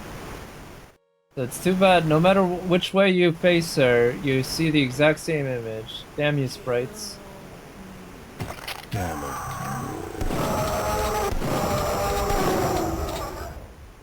Those on the monitor are water evaporators, part of the cooling system on a power plant. Oh, okay. They're called water evaporators?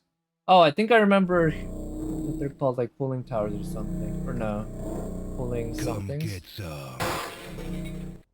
Oh, and that connects us back here. See.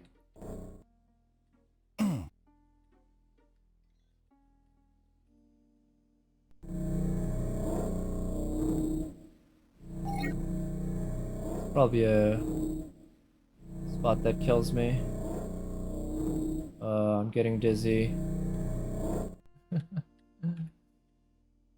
Okay, so now what? Nice and healthy. We got full armor.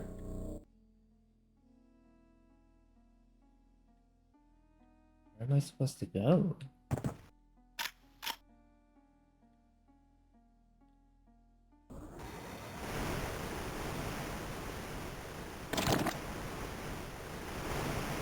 Not sure what this switch does. Map. Oh yeah, there's always the map.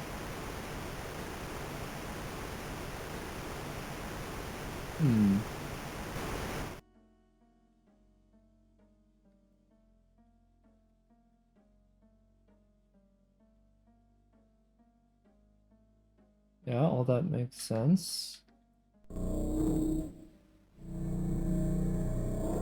Let's see, does that kill me? No! Oh, wow, this is that room. Oh boy. Let's see, how should I... Rip your head off and shit down your neck. Oh, okay, we got this big guy there. This guy looks like the guy that Luke faced in Return of the Jedi. Probably a reference to that, huh? Because in Return of the Jedi, he falls into a hole and has to fight it.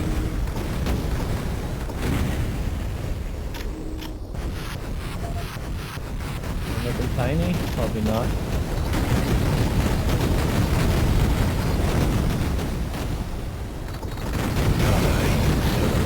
Okay, finally, you're dead. Oh, shit. That was the boss. Huh. Damn, what are you doing, Duke? Oh, haha! Nice. Shit, it's not even number 1. He's going straight number 2. Wow. Duke cracked his knuckles and smirked. I need a stiff drink, a shower, and a soft-skinned belly to lie my head on. Don't we all, Duke? Don't we all? He promised that. He did, actually. You're right.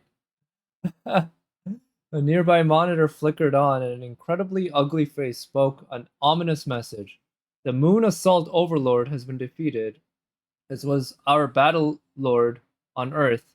But while Duke Nukem has been distracted, our main attack wave has begun its final assault on Earth. We shall obliterate all resistance. Guess again, freak show, Duke growled. Duke's coming back to town, and the last thing that's gonna go through your mind before you die is my size 13 boot. The very beginning of the fight, Duke quoted Sergeant Hartman. Wait, Sergeant Hartman? What's that from? I actually don't know. Is that, Sergeant Hartman?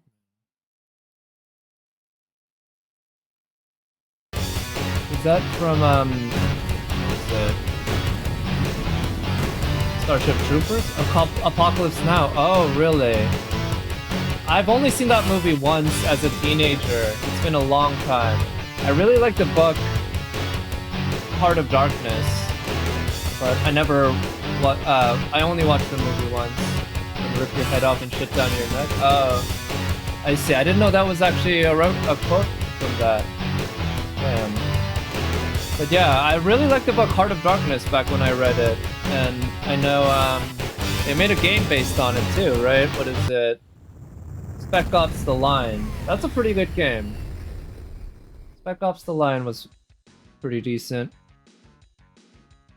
But okay, episode 2 done. I feel like episode 2 was a little longer than episode 1 and harder and better. Warning, adult content. Here comes the one-liner. Yeah, so let's see. LA Meltdown, Lunar Apocalypse, Shrapnel City, and The Birth. Alright, well, let's just keep on going with the hard difficulty. It's time to kick ass and chew bubble gum. And I'm all out of gum. Oh, that's the line straight out of, what is it, like They Live or something. I don't remember what movie it was, but what's that guy? I forget the actor, but yeah, I know that's a line from some old 80s movie that I haven't seen. I've just seen the guy say it. Is it called They Live? That movie? I need to watch it. I saw some scenes out of it. Oh shit, we get this right off the bat. I need to watch that though. I heard it was good. But it's a classic. Oh, what? Alright, right off the bat we got these guys.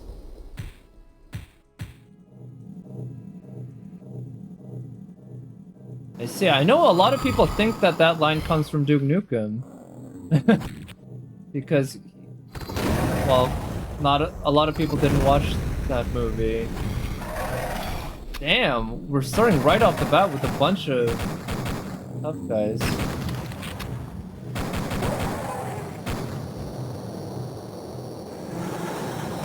Oh, okay, I thought that was water. Okay, I'm not gonna be able to survive this. I needed that. Yes, I did.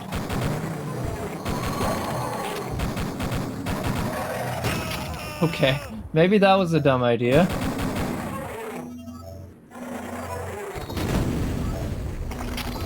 Oh shit. And almost entirely cut to memes, that movie. Yeah, I know it had some really cool fight scene that I saw. Okay.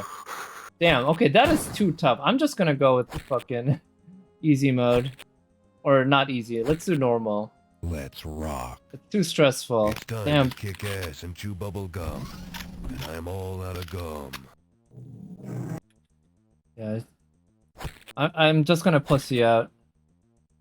But I've seen some fight scene from that movie where it's like two guys just kicking each other in the balls over and over again really, really hard.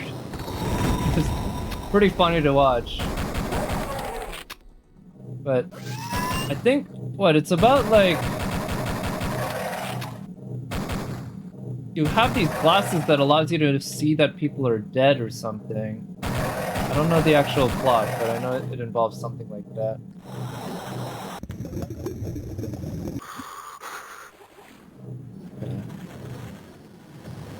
Okay, this is much easier. There we go.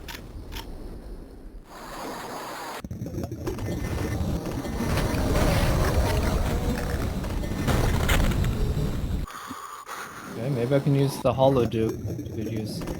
Oh, these are new enemies. I don't think I remember seeing them in previous level. Sushi.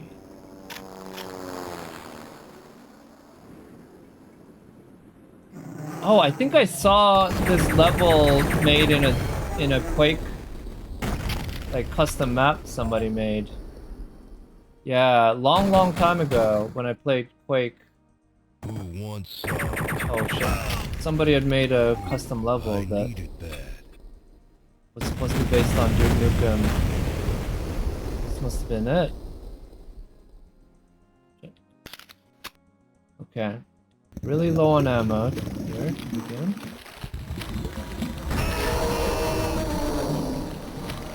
I'm not gonna make it, am I?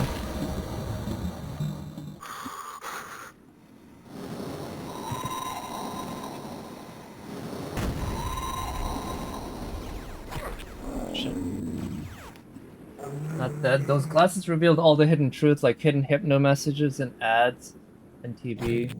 The world is ruled by aliens. Oh. Let's see.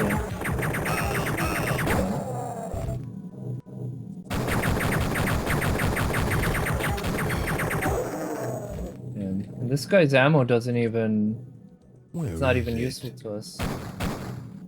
Where is it?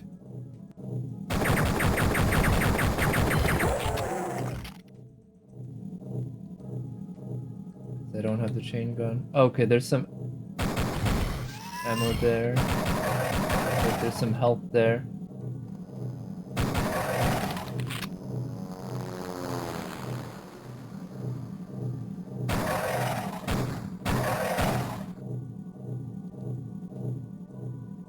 Come on.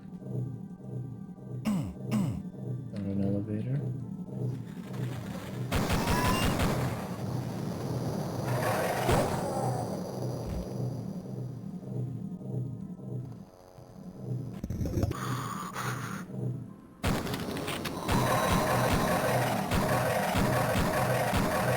Die already! Why do you take so many shots to kill? Please.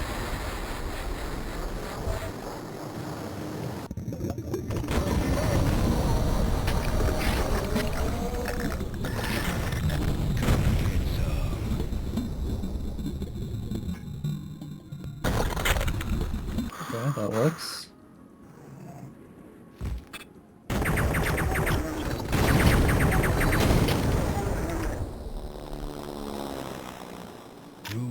Ooh, okay, now we got the chain gun. Ho ho ho.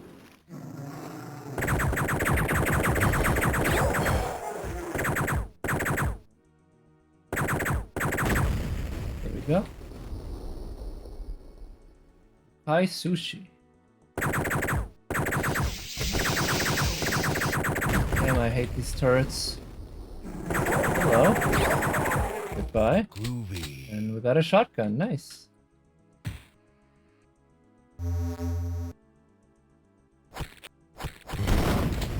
Jeez. Damn turrets. Wow, I really like this. Ooh, Exotica. I bet they didn't upscale that for this release. Steroids.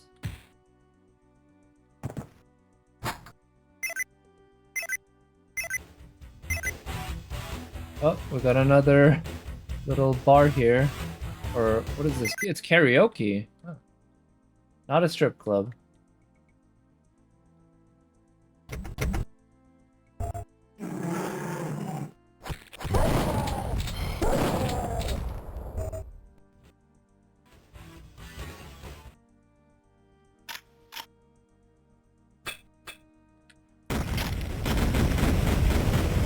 Wow.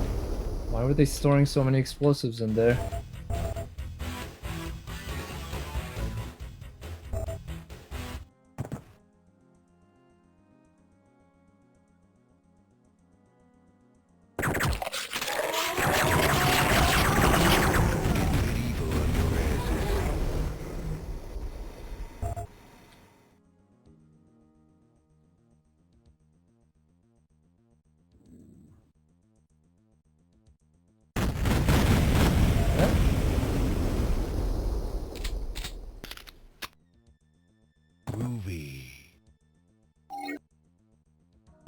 Excellent.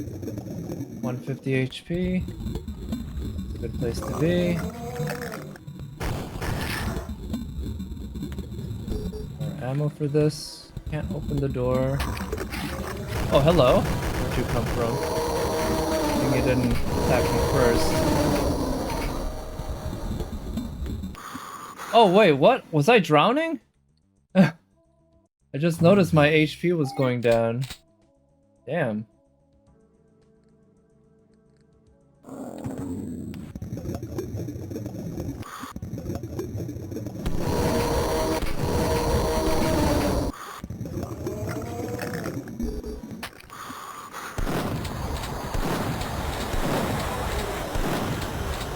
Why am I missing? There we go.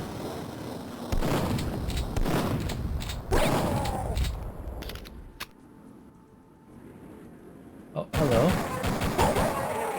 There you go.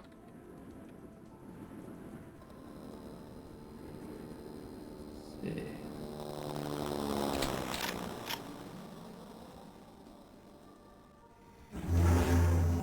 Oh, sweet. Pick up armor there.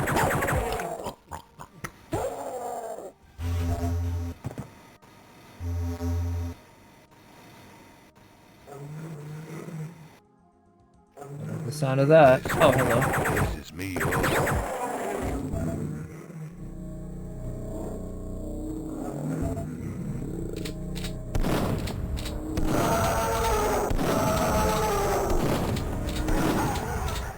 Shit, bitch. And another one.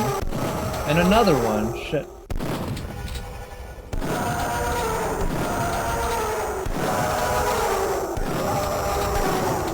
Alright. Good. Oh, shit.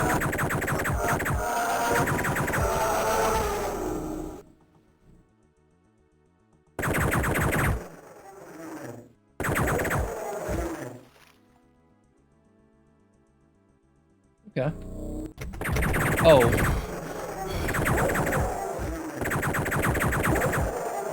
There we go.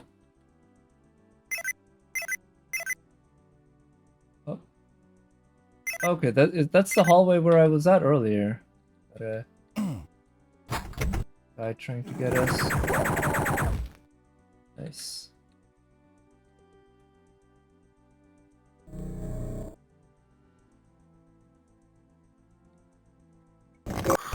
Oh, what?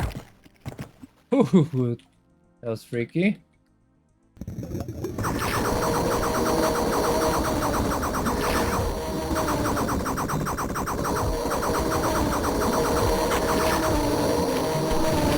It's funny how these guys don't attack you basically at all if you're even slightly above water. Oh, they don't speak to you. Oh shit.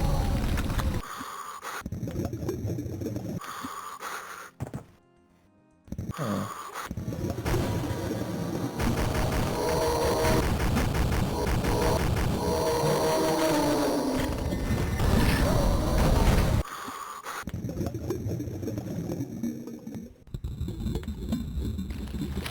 Ah, there it is. Probably a way to open that door from the other end.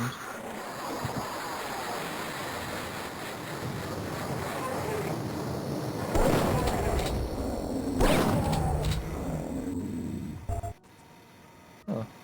Did I kill them all?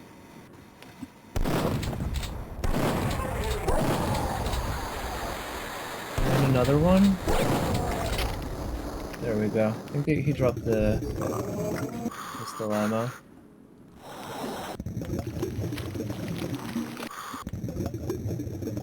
Okay, so we got the red key card now.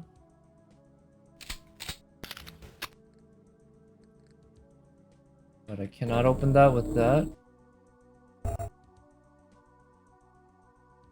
Oh, huh! Blue key card was there the whole time. Yay.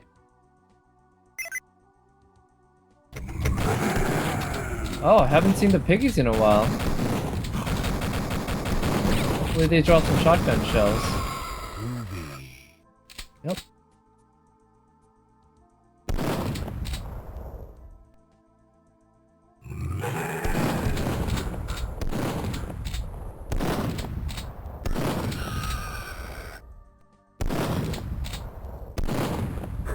Okay, that was bad.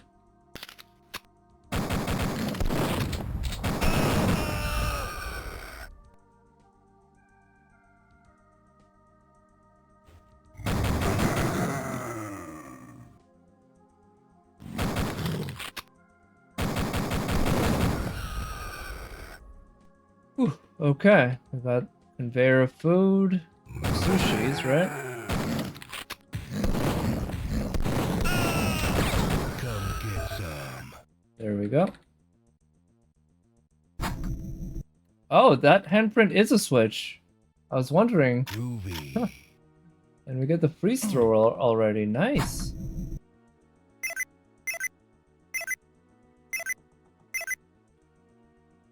Right, most people are dead. Steroid. Oh, it's water. Oh, should have not picked that up. Whatever, not too big a deal.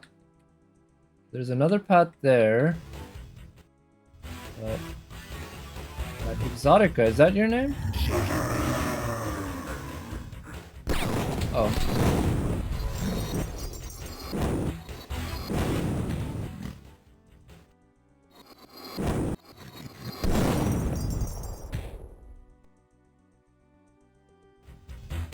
Yeah. You wanna dance? I don't think this is a strip club, Duke. This is highly inappropriate. Oh, wow. I didn't think they'd have that. Born to be wild. Shake it, baby. You wanna dance? You wanna dance?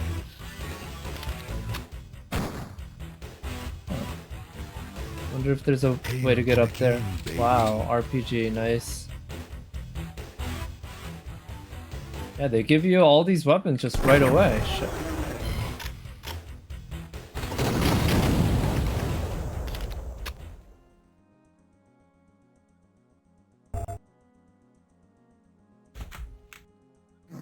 Bathroom?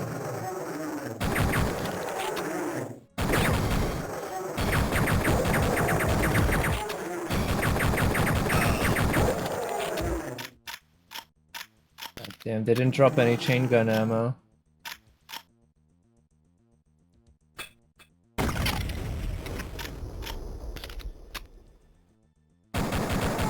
Didn't kill him. Okay, Damn. fine. You wanna dance?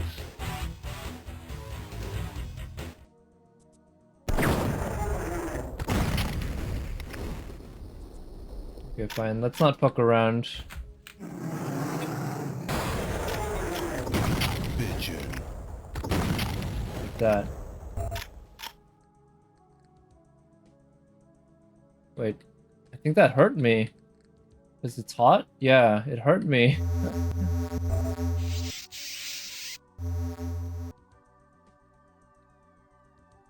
What's that noise?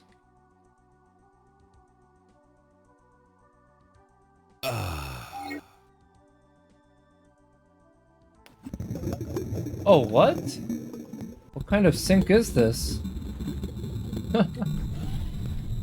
Oh, this is the path back here. Nice.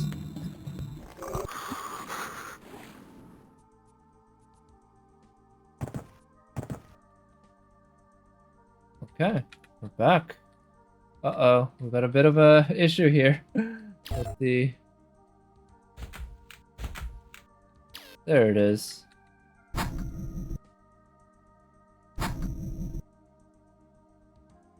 Yep, game bugging out.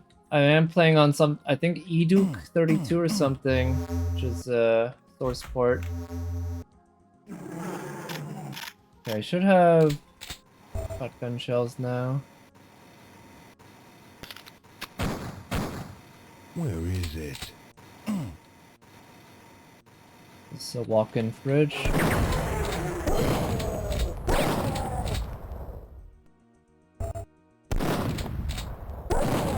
Gotcha, bitch. High voltage.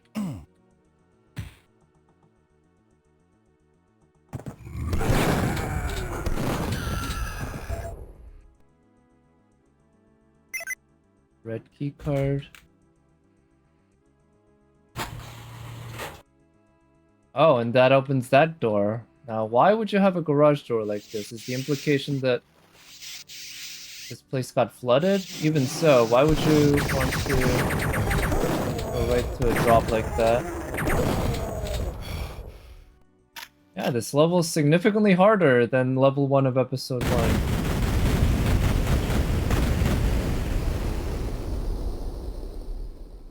Significantly more stuff going on, more enemies. But more weapons too.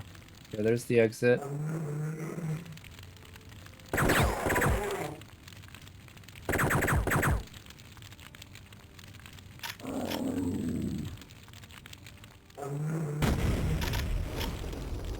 Wait, really? The explosive was not enough to kill that? Damn.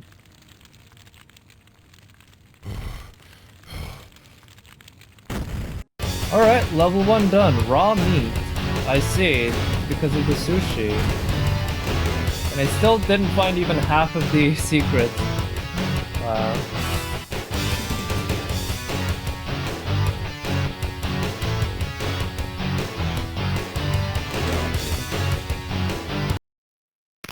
Alright, bankroll. Are we on Wall Street?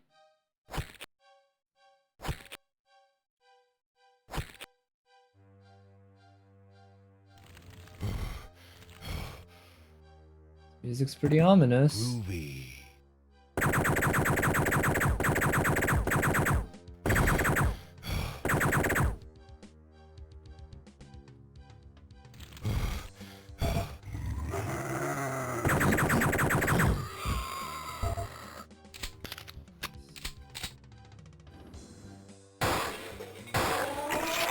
Oh shit.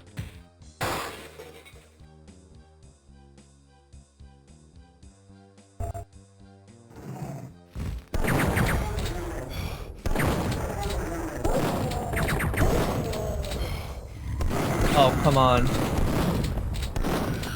want some? Oh, and then we got the flying piggies. Too bad they never seem to get killed when you actually explode their Some. flying vehicle.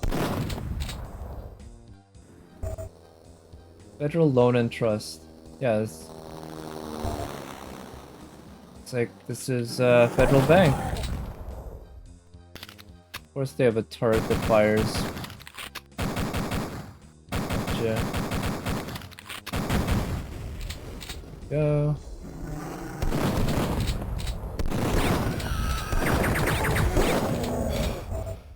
Groovy. Wow, really? Is that what ATMs look like behind them? I don't think that's how ATMs work. They have an entire storage closet behind them with guns. I think these guys Devastator. Okay, wow. I didn't quite appreciate just how powerful the Devastator is, huh?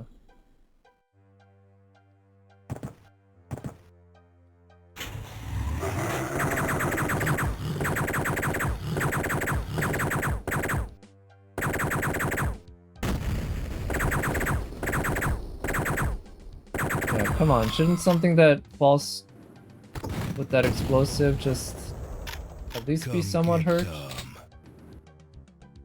Groovy.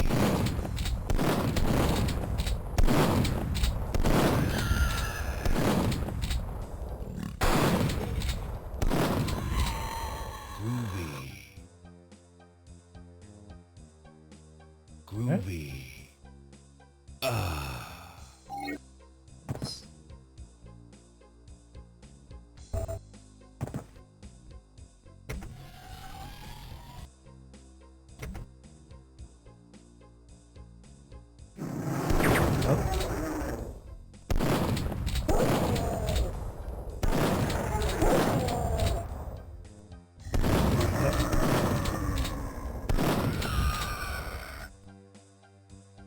Alright, got everyone. Wait, do I have the freeze thrower? I do. Maybe I should use that a bit. Groovy.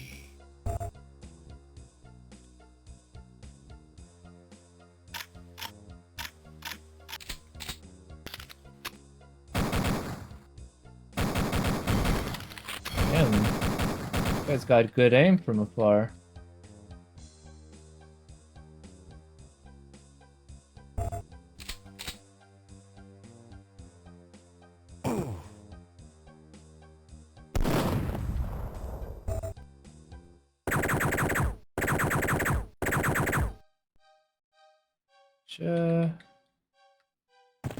Cool. Like so nice. Who wants some? And atomic health.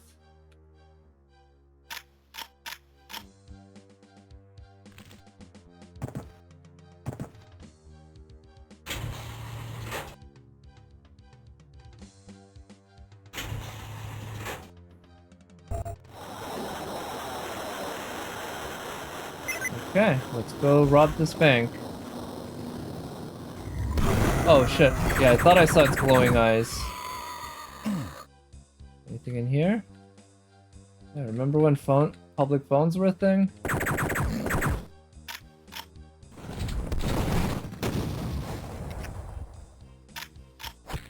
Shit. Is it a turret?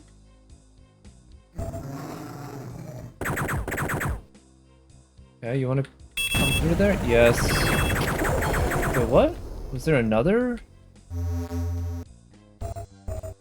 Guess there was. Oh, there's the turret.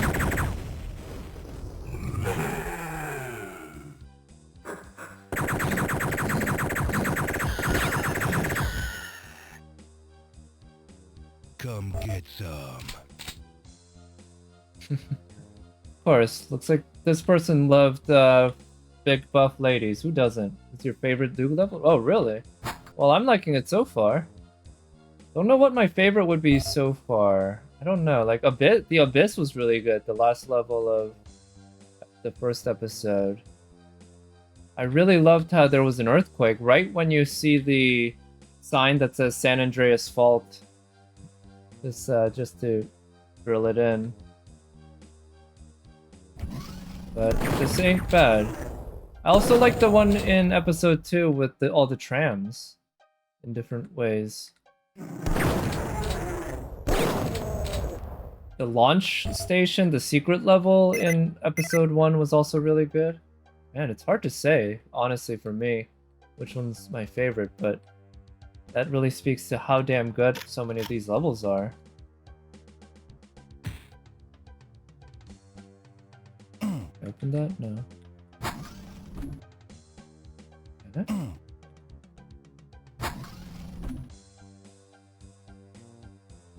I guess I just need to do all 3.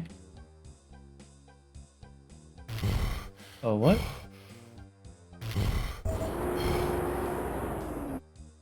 Huh. Quite the vault area.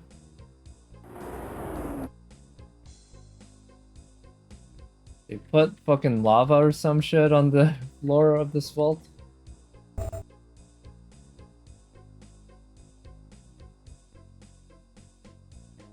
Oh, if I go into the middle, then it causes it to turn.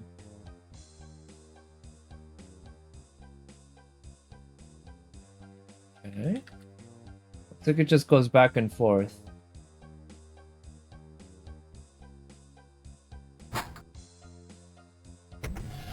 What's this?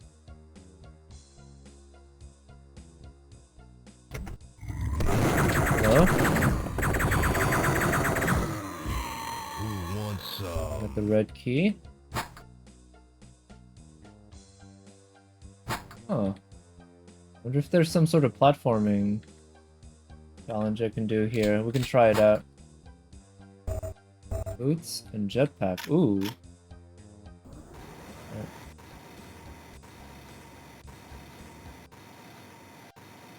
Okay, I don't see any clear signs.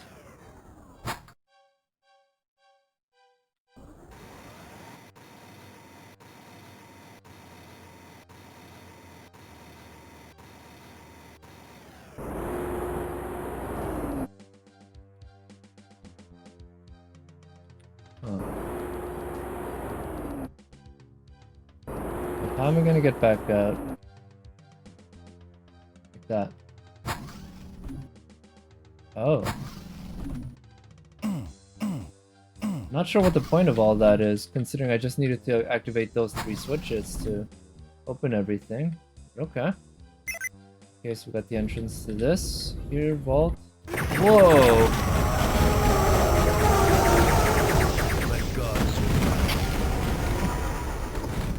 Okay, that looked cool.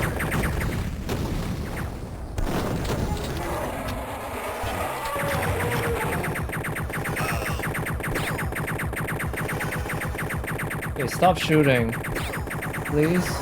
Goddamn. Okay. Yeah, that was pretty intense. Let's see.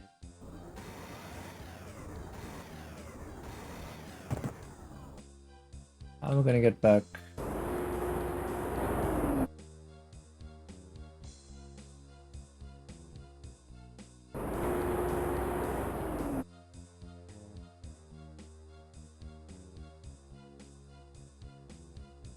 Okay, not that way. They actually used the sound combat tactics to... Yeah, they did, right? He was hitting me down with all those gunshots, and the other guy flanked me.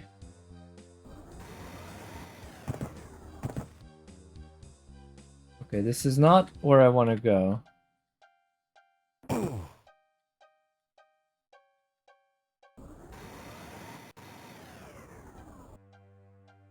Where do I want to go?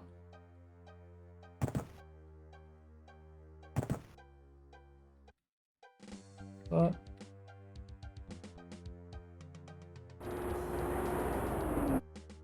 that works. Alright, so I guess I can back off here to fight all those guys. But I can start by tossing in some explosives, huh?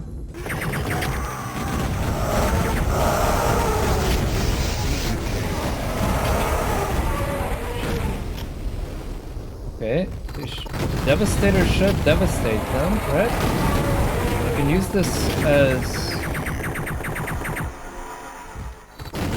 I can use cover. Oh shit, hello. Okay, they're dead.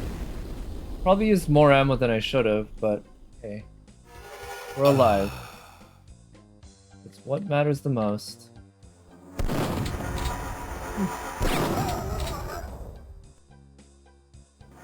Damn.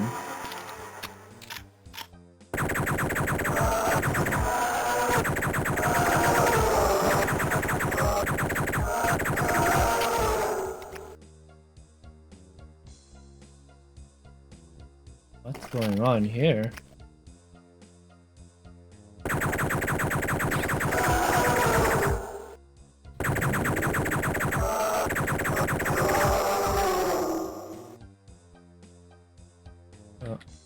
Between this being my fave level and knowing all the game secrets, you're itching hard to give me a nudge, but that would take all the fun of discovery out. To do a 100% secret run sometime. I am tempted. I will say though, it's like it can be like such a pain. If I'm gonna do a 100% secrets run, I guess that would involve just me looking everything up. But you know, I don't really mind spoilers that much personally or anything. I do prefer to just try to go in and discover things by myself, but you know, I'm not too much of a stickler for spoilers. I'll say that. I'm not one of those people who'll like get upset if something's spoiled, because you know, when I read Oedipus Rex, I knew that he would bang his own mother and kill his own father. That didn't make the story any, you know, worse. Right? I don't need to go in not knowing anything to enjoy the journey. I feel like there's probably a bunch of secrets in here, huh? I feel like the place is well built for it. Actually, I wonder if I go like all the way up here.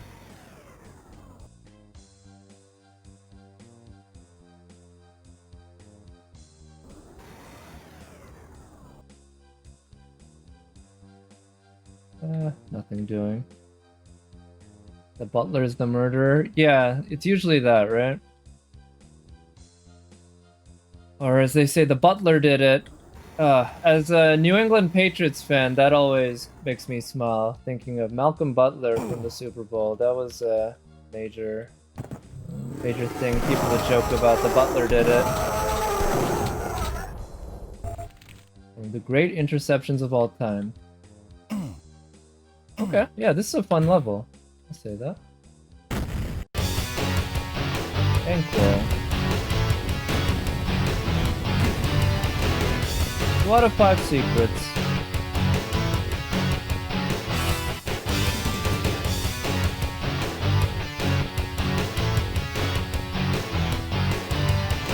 There's so much more to this level? Oh, really? I believe you.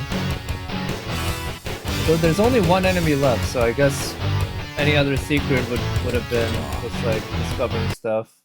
Like picking up stuff. Blood zone.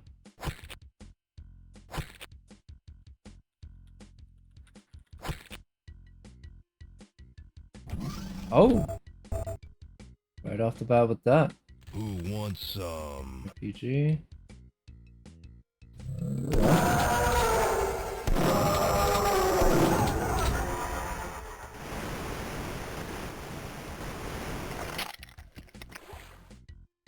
Yeah.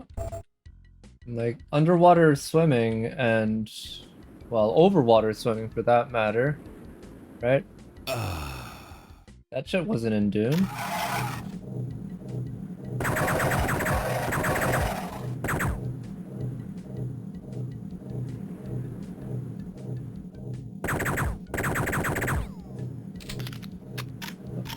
It's a bit confusing. Episode 3 is the one you're least familiar with? Okay, gotcha. Well, I'm not familiar with any of these episodes, really, because I'm playing them for the first time here.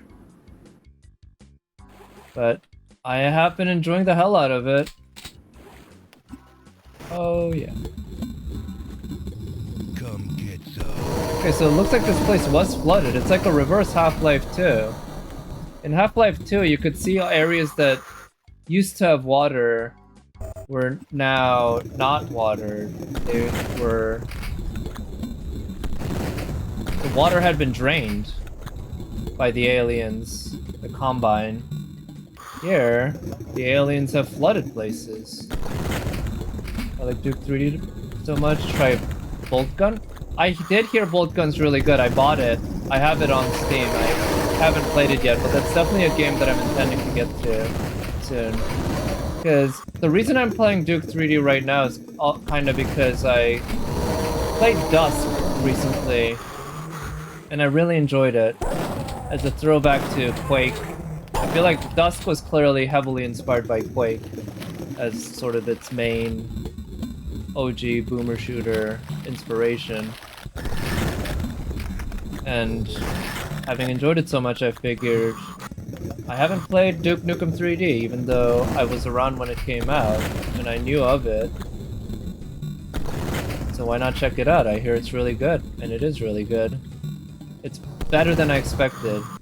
And I was expecting something quite good, because I knew Doom and Quake are really good games. But I would say... so far, actually, Duke Nukem 3D might be better than them. Just from a level design perspective and overall gunplay. Like, it's hard, you can't really say many bad things about Doom or Quake. But I feel like this game really went above and beyond when it comes to level design, personality, and even story compared to Doom or Quake. Now, I don't really know much about Warhammer 40k. I've never really gotten into that series. I hear that the Space Marines game is really good. And I also heard that it was partially inspired by Dune, the starter car in Dune, who are the Emperor's bodyguards, private army, was the inspiration for the Space Marines. Shit, why'd you move? Damn, There you I'm go. good. Yes, I am. Oh shit! Just as I said that. Despite Duke 3D being my favorite, I think Blood has better look design. Oh yeah? So Blood is one that I never played at all, basically. I'd only ever heard of.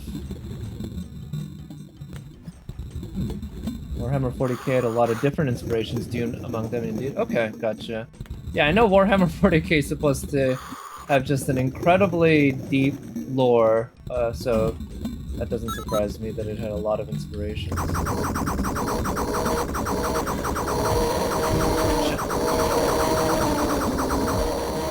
Like, people talk about getting into it and then, like, getting into one specific team or allegiance out of like 8 or something. So, I mean, that's a lot. And if they have like in-depth lore for all of those. Okay, yellow key card here. Nice.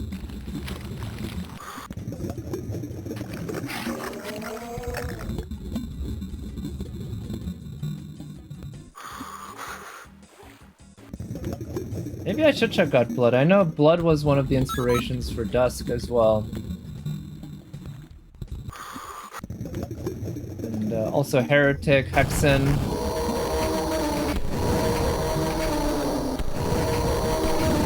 Old, actual, proper boomer shooters. Okay. I'm gonna run out of oxygen soon.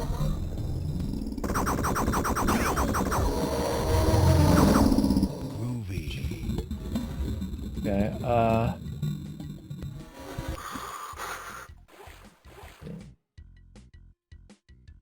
wait. Hello? What I like about 40k is that there are no really good guys, just pick a faction that looks like the most fun for you. I see. Well, yeah, I mean, that's... I guess that's kind of more realistic in a way, right? Instead of having just regular good versus evil, it's about power.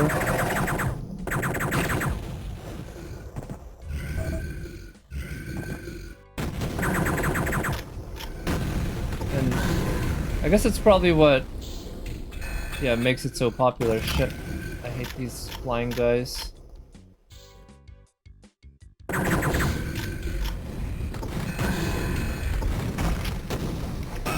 Oh man, direct hit. Oh no! Oh shit. Okay.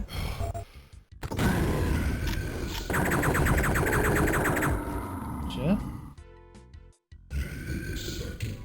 Come get some. Alright, can we make one of them?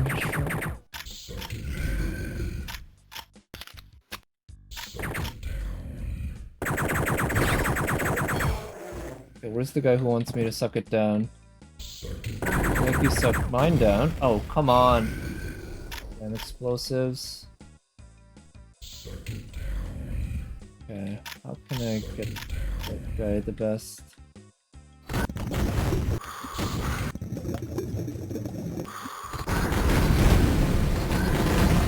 There we go.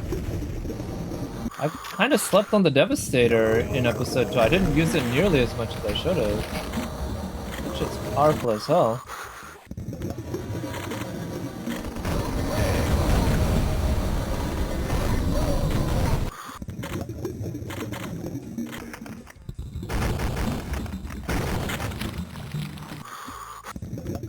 Okay, I'm gonna run out of the scuba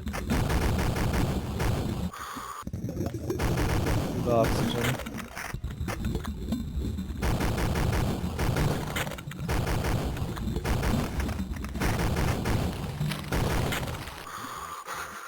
Each and every faction is a little bit screwed up. When you think actually dig deeper, you discover that they're all completely fucked up inside out. I see. Well, I've heard that, yeah, like the Warhammer, or what is it, the Space Marines are all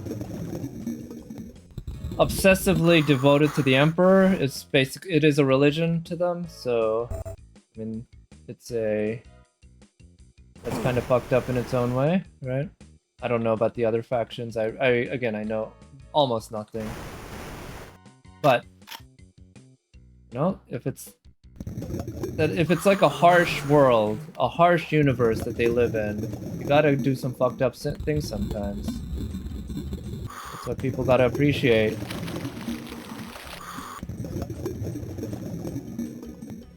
We live in incredibly peaceful times where we don't have to deal with hordes of whatever monsters coming at us. Let's see, where am I supposed to go now? I feel like I should go underwater there. It's just I don't have scuba gear anymore. How am I gonna be able to survive? Where was the entrance? That office building. Maybe it was here? Doesn't even begin to describe that, but don't get me started. You can go on for days. Okay. Yeah, no, I believe you. I know that Warhammer fans, yeah, can get pretty deep into that like that. Okay, let's use night vision goggles. Cool. I mean, honestly, I wouldn't mind, because that lore sounds interesting. And if so many people are so deep into it, probably, it must mean it does some things right, a lot of things right. Oh, okay, now we opened up this, and we're back here. Okay, very good. Easy to get here now.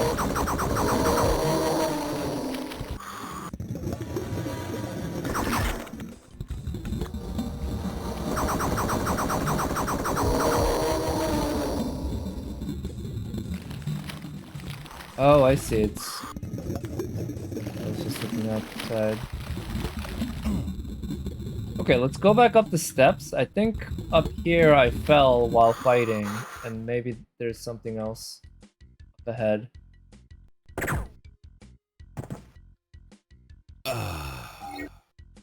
Go. Can recommend a couple of good YouTube channels.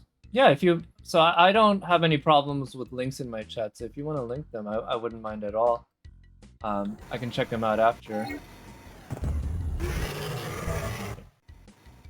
Well,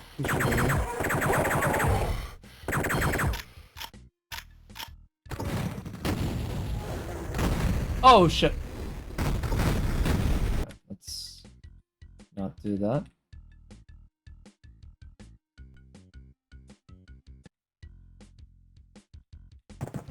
Oh yeah, this way? No, which way was it supposed to go? Oh, this is where it came from.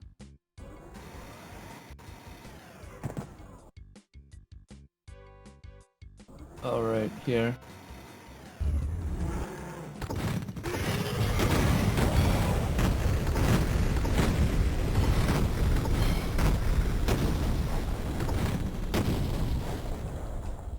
Shit, man. Why won't you die? Oh, nice. Oh. Jetpack.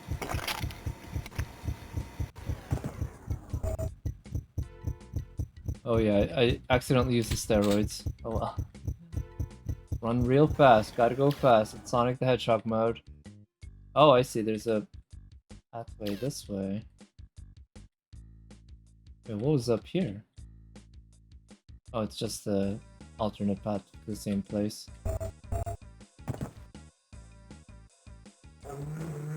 Oh, I don't have the red key card. Okay. Shit.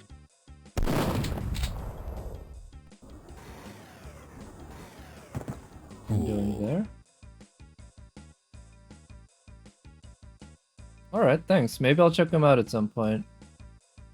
Scholar's Lore and Lewitton. Yeah, I like to sometimes put on some like YouTube videos on the background while I work or something. So could be worth listening to.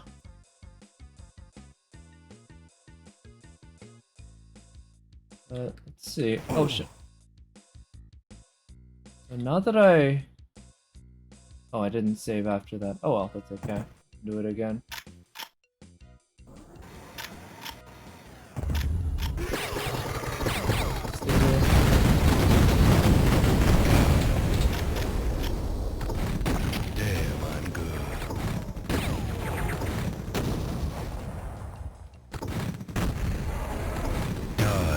son of a bitch.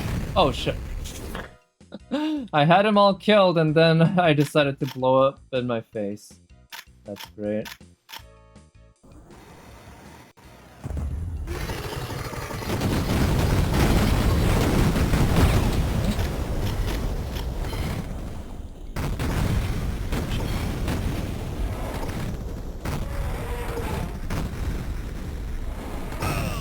God damn, really?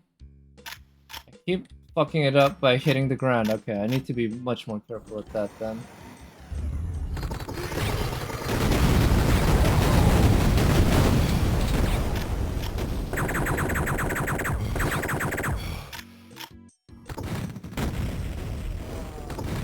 Okay, he's dead. Alright. Guess that's fine. Now, I need the red key card. Where am I gonna get myself that?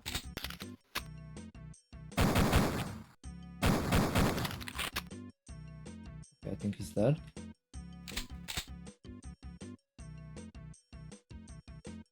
Okay.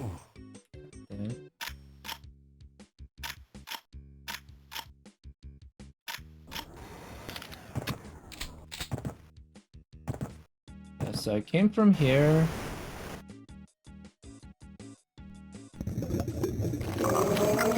Oh, there's the red key card. Oh, I got pretty lucky there. I don't know how long it would have taken me to actually try checking that spot, but just happened to look right then and there, and it was... I got it right. Oh, the elevator.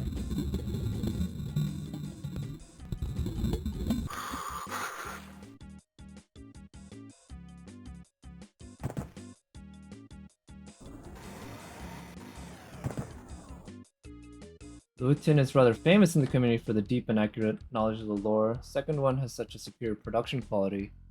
Gotcha.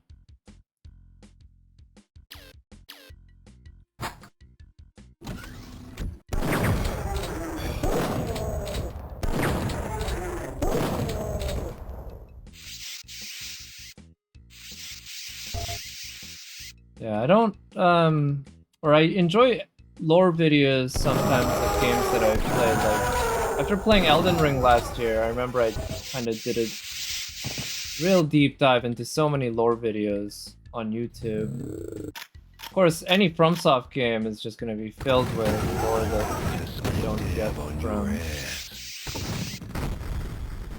from the actual playthrough. I barely got any understanding of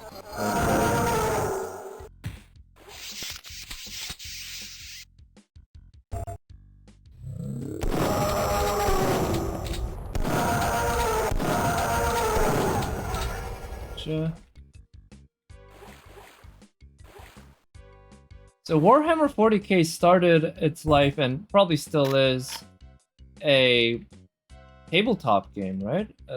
I'm assuming it's similar to a board game with rules around like rolling dice and moving pieces around. I know people really get into making Warhammer 40k figures. They paint them and all that shit. I think, what's that guy's name? Henry Cavill is a fan of it. I hear he's actually kind of a big nerd. Oh shit. Yeah, tabletop is its bread and butter? Okay, gotcha. Oh shit, really? I don't even need to kill that thing. That's pretty cool here then.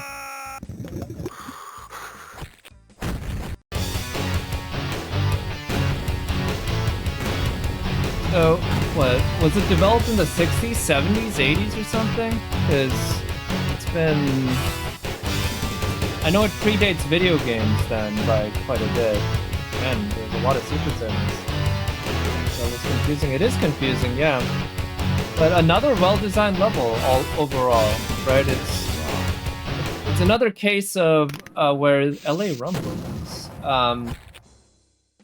where they have kind of one main area that you keep going around back and forth over and over again. unlocking more and more things, and it gets like more and more clear as you play what you're supposed to do, where you're supposed to go. And I love that in levels. I think they need to make more levels like that in more video games. And one of the things that I don't like about Half-Life 2 is that it's very super linear with very few segments like that at all. Half-Life 1 had more like that. Half-Life 2, much less so. And I feel like most modern FPSs follow the Half-Life 2 mold of having hyperlinear areas.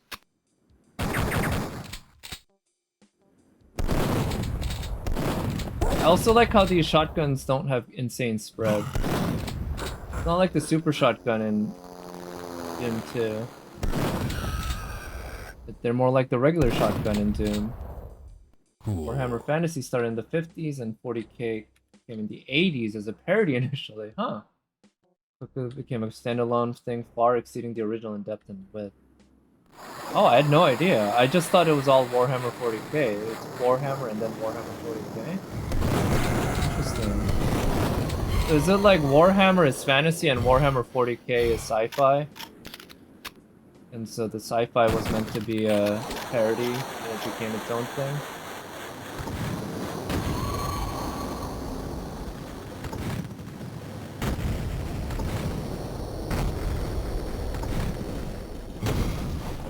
Yes? Okay, I see. So I guess the 40k is a reference to the year. Huh. That makes sense. I didn't even think about that. Because Warhammer does sound more like a fantasy name than a sci-fi name, but I only knew of it as sci-fi. Or sci-fi fantasy, I guess, right?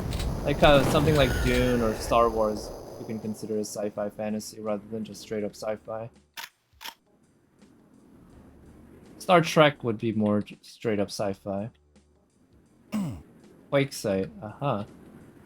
Cool. Oh, shit. Is there a lady over there that they're bothering? I feel like this might be a Tomb Raider reference. She looks like Lara Croft with the clothing. You wanna dance? Not every woman's a stripper, Duke. You wanna dance? You gotta, you know, keep that money to yourself sometimes. Maybe she just likes you for your personality. You wanna dance? Come get some. Dune is sci-fi, Star Wars is a fairy tale, 40k something in between. Okay. Yeah, I mean, Dune, I guess you can consider it sci-fi, but the whole thing about...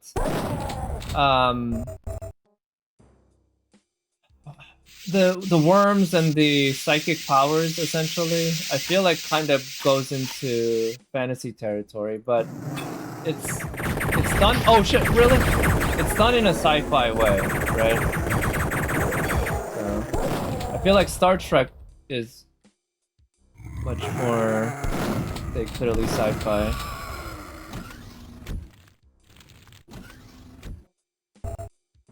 How much do you weigh, Duke? Can we use the scale?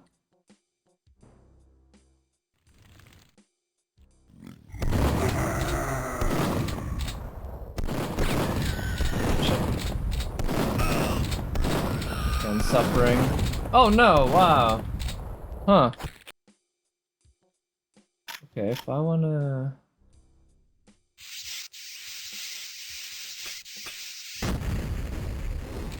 Good. Groovy.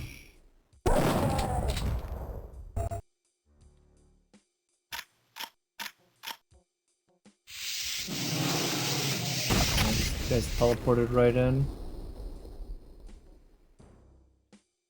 Message failed to send? You see it on the stream feed? Wait, let me see. Huh. Yeah, wait. To me, real safe is Babylon 5. So I never actually watched Babylon 5 myself, so I don't know much about that.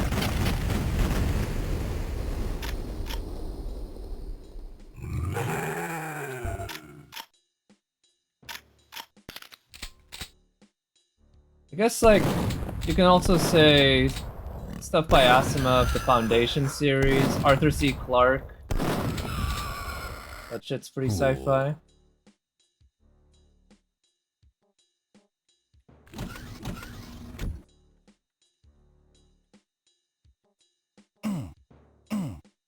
Whereas, yes, Star Wars is very much, you might even say it's fantasy sci-fi rather than sci-fi fantasy. With the whole Force thing. It's a space opera at the end of the day. Shit.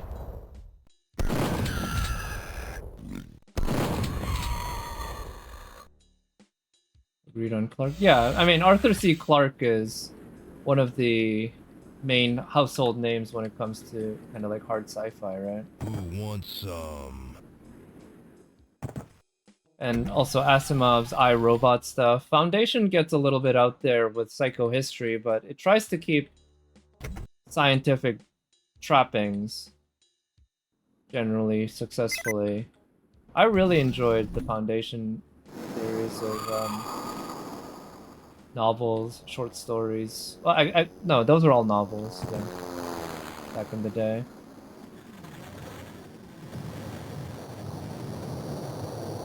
And of course, Philip K. Dick. Already talked about him.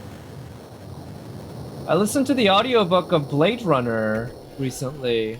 Very surprised, right? That the main character, Deckard, he actually has a wife. And like a major plot point of the story involves fake animals. Like robotic animals.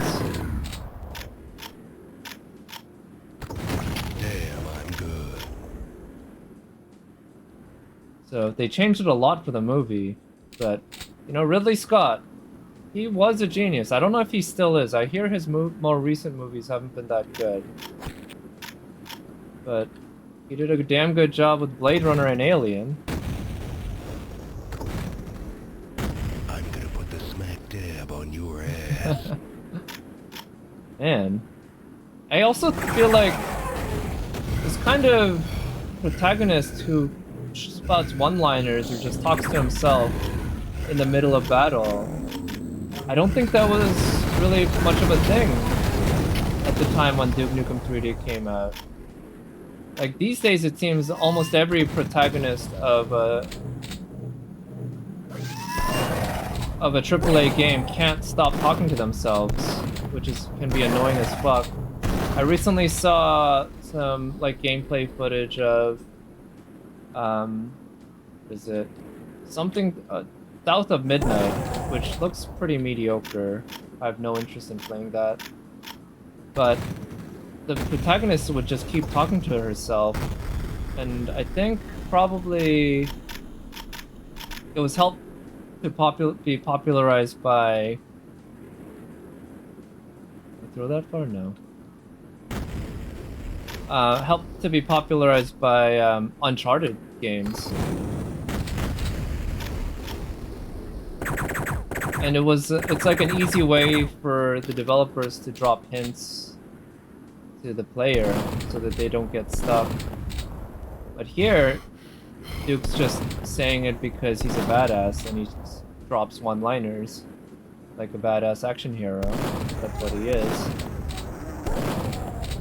Yeah, and that's another big thing that game pioneered, you might say. Wait, what? Who shot me?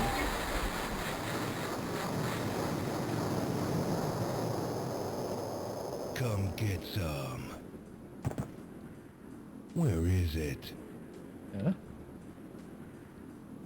What's funny to me is that I feel like Duke's voice is isn't exactly the most badass sounding. He sounds like he's a little bored rather than maybe he is, right? That's the point. But it doesn't sound as raspy and deep as you might hope that a badass action hero might sound like.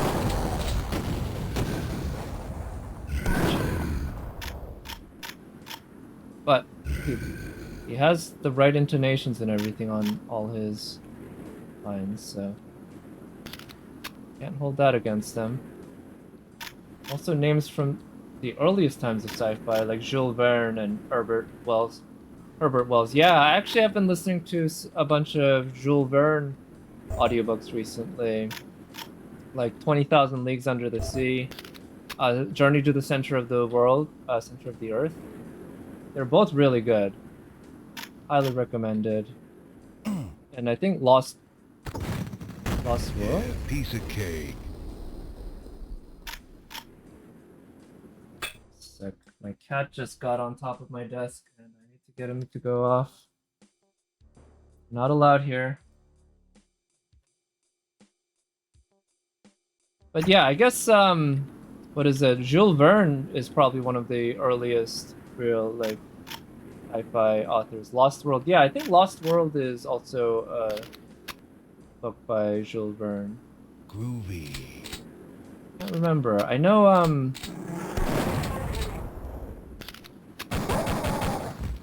I don't yeah, I'm not confusing that with Journey to the Center of the Earth. I think they're two different ones. Cat demand cat photo? Ah. Well, let's see.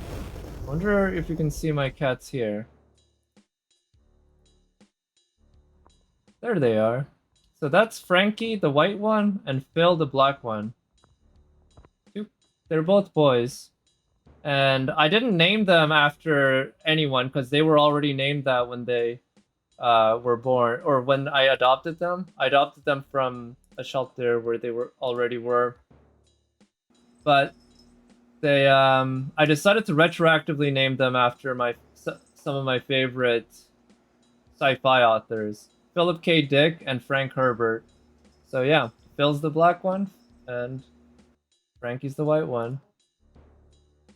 Let's see. This shows random videos, so it might be a repeat. Yeah, good old Frankie. It was Frankie who was on top of my desk just now. Like, your pussycat? Sure, you have cats or a cat? Wouldn't mind. I do love cat photos. Who doesn't, right? That's what half the internet is for.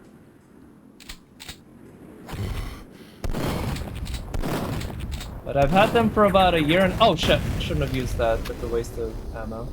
I've had them for about a year and a half now. A little more. Favorite little creatures. Okay, I'm low on ammo on... Or I don't have any ammo on a lot of my... Come get some. Hello.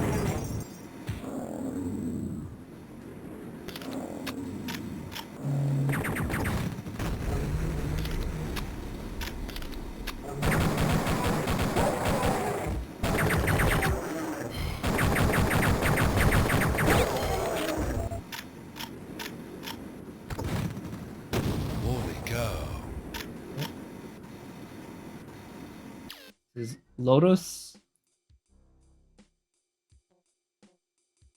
Oh, nice. You also have a black cat. So black cat is definitely my favorite in terms of the colors. It's simple, but so good. Yeah, pure black. That's always been my favorite type of cat in terms of colors, and that's why I decided to adopt Phil and Frankie, because they were together when I adopted them.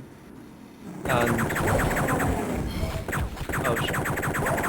And Phil being a completely black one meant that I really wanted it. Lotus.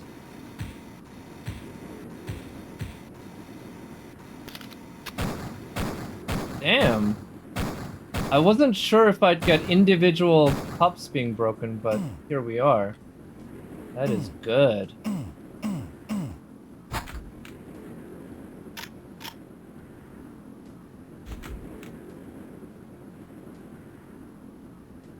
I heard that black cats really are adopted less from shelters because people are superstitious, and that makes me kind of sad that that's the case. That's really unfortunate, because, like, you know, why be superstitious like that? They're so beautiful.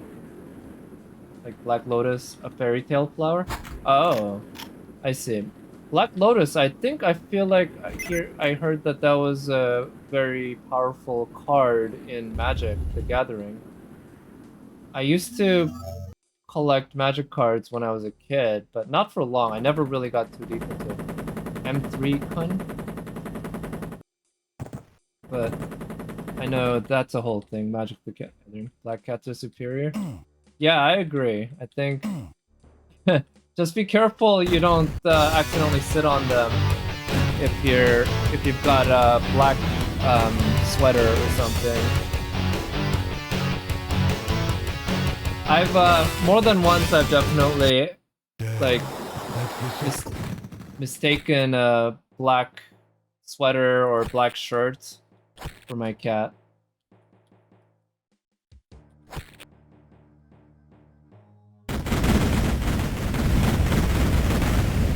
Lunar apocalypse. Oh, so I just came here from the helicopter. I hopped off the helicopter. Nice. I want to look at my poster. Stop annoying me. I'm gonna get medieval on your asses. Movie. Lunar Apocalypse, starring Duke Nukem, 3D Realm Studio. Who shot me? Piggy.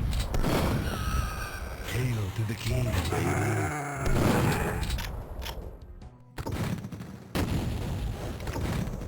Damn, I'm good. Alright. So I guess the idea here is that my exploits from Duke Nukem 2 got turned into a movie. Because again, I think it's in Duke Nukem 2 where I go into the moon. Man, look at that skybox. Remember back when this was the cutting edge visual technology? Never thought video games could look any better. Can't open that. Wake up in the middle of the night, take a leak, move the backpack, pet the scarf. But the black cat was lying on a black rug and not blink. Yeah, I've pet like a black shirt or something in the past and realized, oh, it's my shirt. For better or for worse, Phil is pretty jumpy. He'll let me know if I'm anywhere near him. I can't accidentally step on him because he'll just run away. Okay, I don't have the blue key, right? Okay. Oh, I can go in here. It's the wrong way though, dude.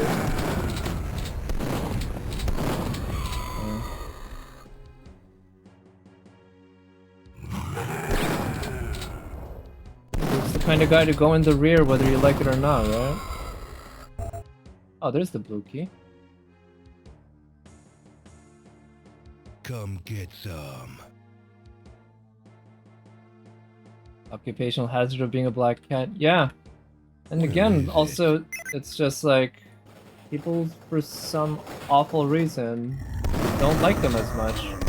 And I hear that around Halloween, they don't let you adopt black cats because people actually use them for fucked up shit because they're associated with witches and such.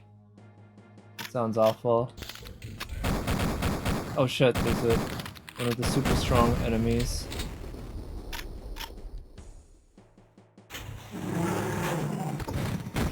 Oh, hello. I didn't know you would be right there. Okay. Oh, come on.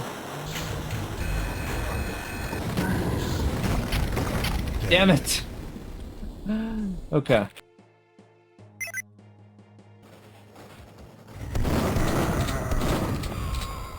The bad guys don't appear here until I move further.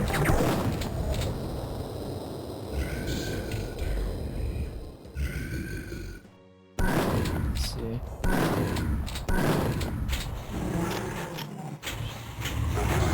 Okay. Damn. Oh wow, there's a lot.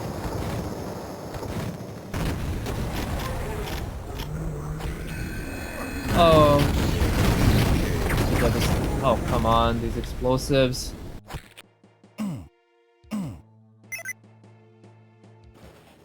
Okay, I can do better than that.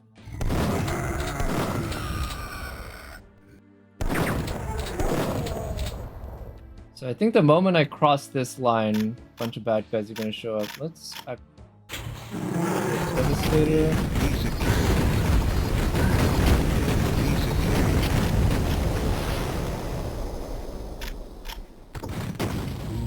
That's gotta hurt.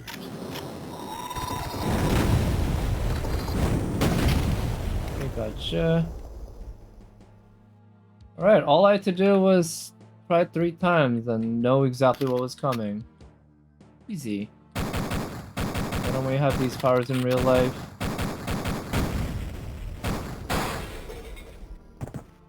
Go there.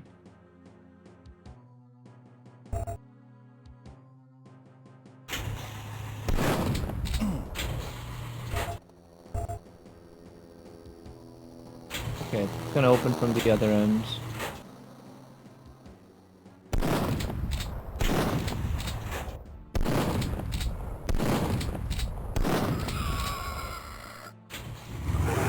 Oh shit. Oh, come on. Another one.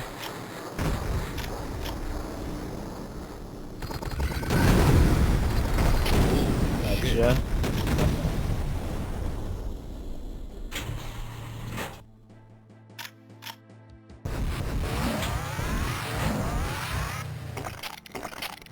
There you go. They scum IRL. Imagine all the gambling addicts. That's a good point. That would make life so much easier. Just go to the casino. Of course, then casinos just wouldn't exist, right? I remember I'd save scum playing fucking Dead or Alive Extreme Beach Volleyball, which had a gambling portion. So, or it wasn't quite. Yeah, it was save scumming in a way. You couldn't, because the RNG roll would be different each time, but every time you lose, just do it again, right? Groovy. But it's fun to... Oh shit, this is where they filmed the moon landing.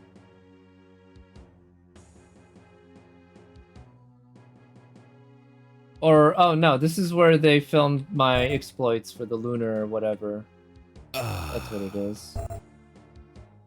But, yeah, there are movies, right, that explore that shit very well. Like, obviously Groundhog Day is the big one, but Live, Die, Repeat's really good. Edge of Tomorrow, starring Tom Cruise and Emily Blunt. That's a damn good movie. Highly underrated when it comes to the amount of money it made, though.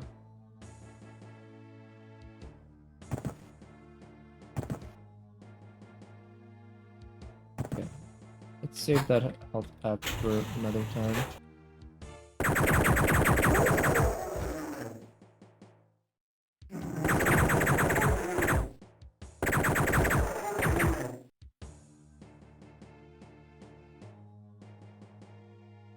Hail to the king, baby. The interior of space shuttle. Nice. Yeah, see, like, this spot does kind of look to me like a believable movie set.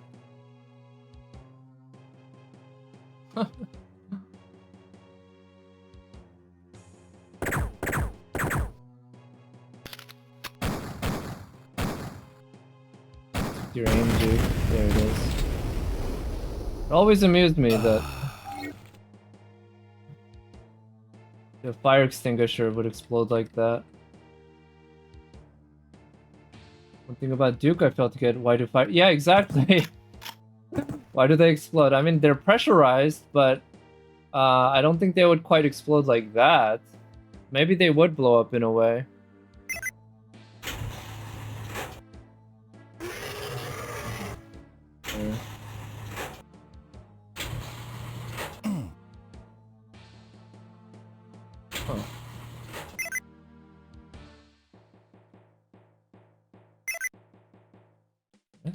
Where is it?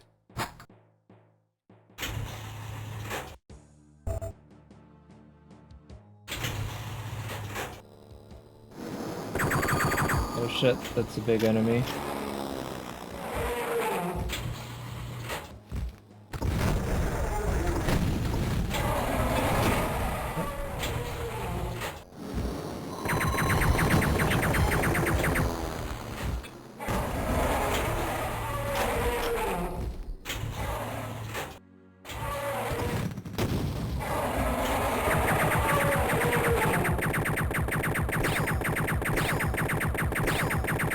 Okay, you done yet? I think Thank God for these bulletproof garage doors. Wow. How much ammo do you really have?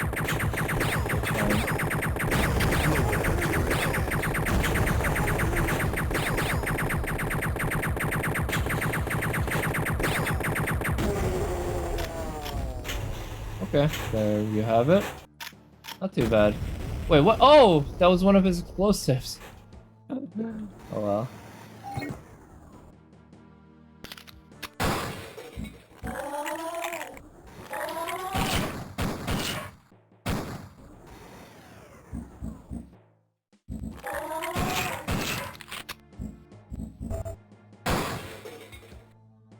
Okay, there's another atomic health over there.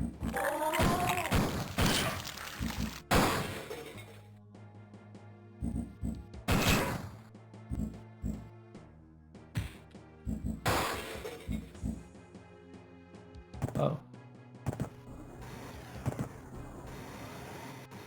Looks like it doesn't let me just go through. That's alright.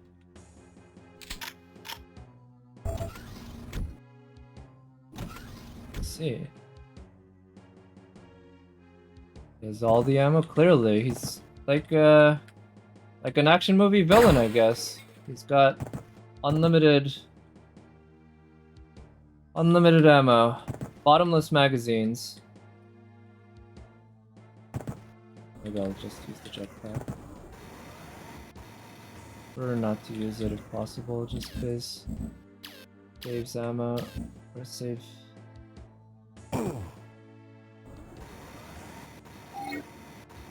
Save it for another time. That's okay. Alright, so I have the yellow key. I do not have the red key, right? Or no, I do have the red key. Opening that does what? That dude came from where? The end stuff? I think that's what it is. I haven't used cheats on this playthrough, but I remember there were a whole bunch of... Oh, this is the way. Cheats back in the day that I'd use when I... Oh. And they all started with DN. I think there was like DN Cornholio for invincibility, right?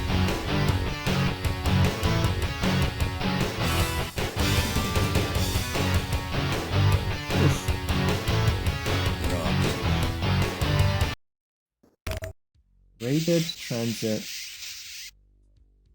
Alright, I'm really liking these levels. Groovy. They are back to the more like Earth realistic, real area versus the moon-based, space-based stuff from the previous episode.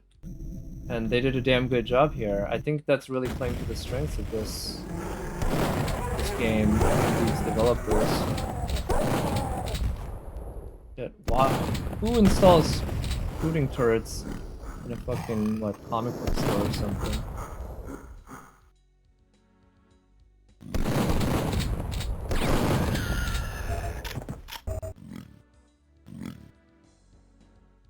Who wants some? Maybe... That? Yeah, this is where I came from. Or is this a porn shop? Is this supposed to be something you stick your head into? And it's been a long... It's been too long. If I was a comic book store owner, I would... I don't know. Would it be worth it? I feel like comic book stores probably have enough trouble getting people coming in as it is. But it looks like this is actually a subway station, huh? So that must be like a bookstore.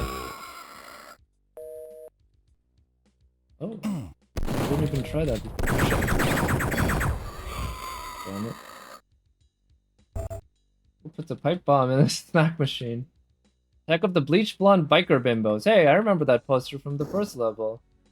Starring Duke Nukem as himself, I'm assuming. Now, I don't like the look of these lasers. How am I supposed to get past them without triggering it? I guess, did the pipe bombs work for that? Kinda. Groovy.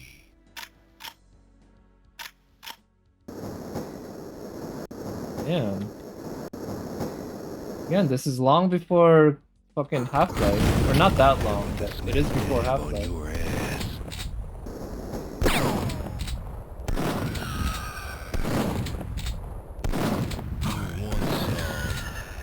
It's funny to think how quickly they made these games.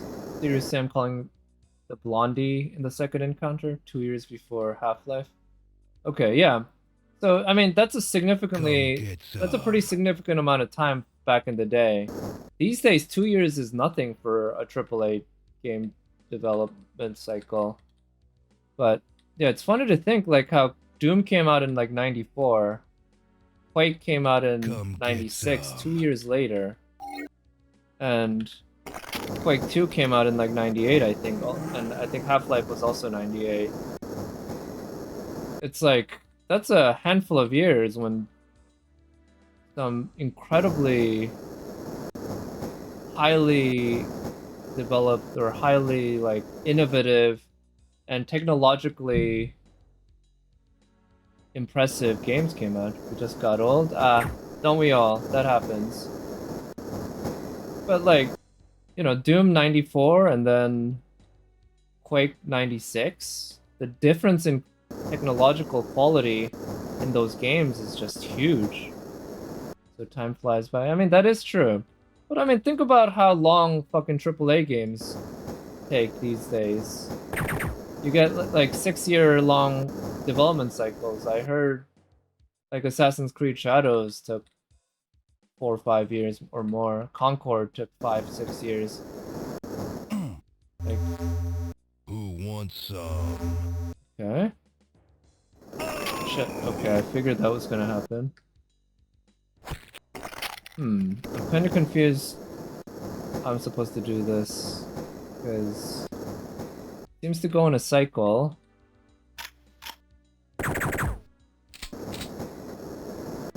Marketing BS? Nothing else?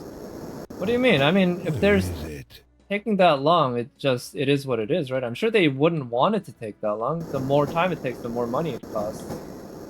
And these games, like, cost in the hundreds of millions of dollars sometimes. Oh shit. I should have done that before.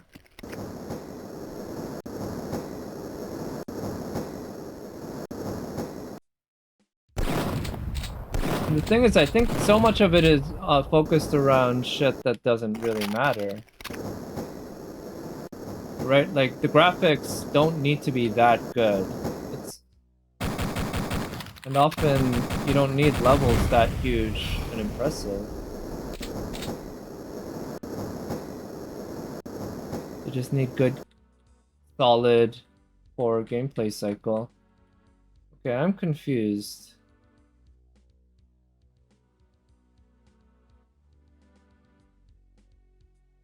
Like, I pick up the Devastator here. But... oh shit.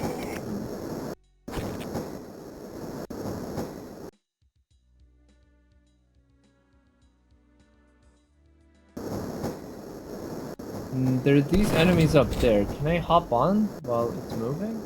It's gonna be hard.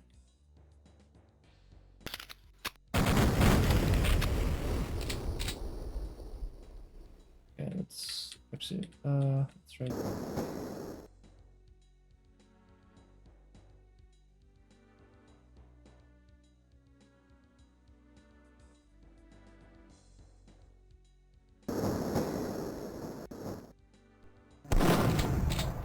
Okay, can I jump up there?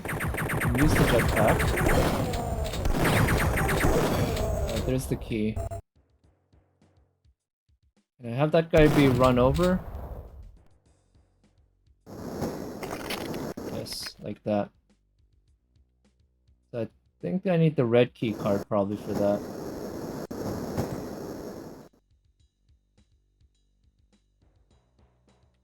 Alright, that kind of works.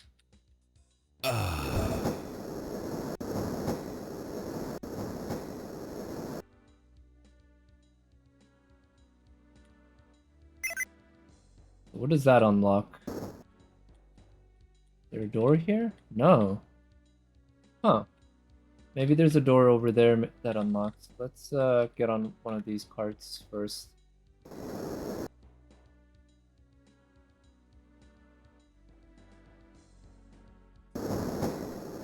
Nothing there. That's the original station.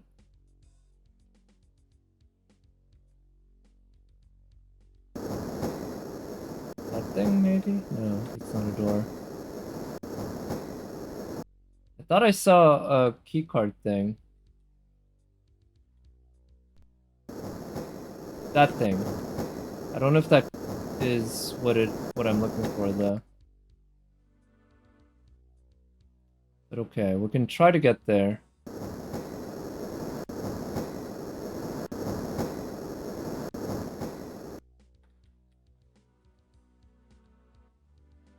I'll wait for these to pass.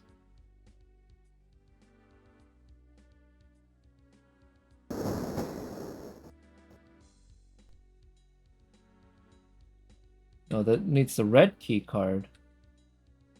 Where do I go with the blue key?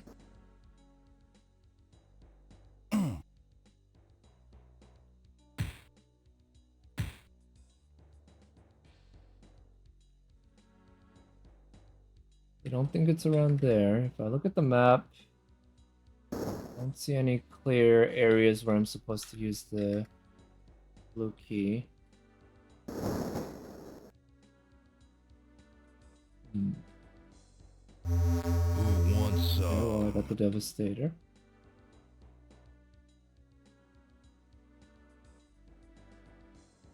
Or, okay, I did use the blue key, but what does that unlock? That's the question. I don't really see anything that it could have unlocked.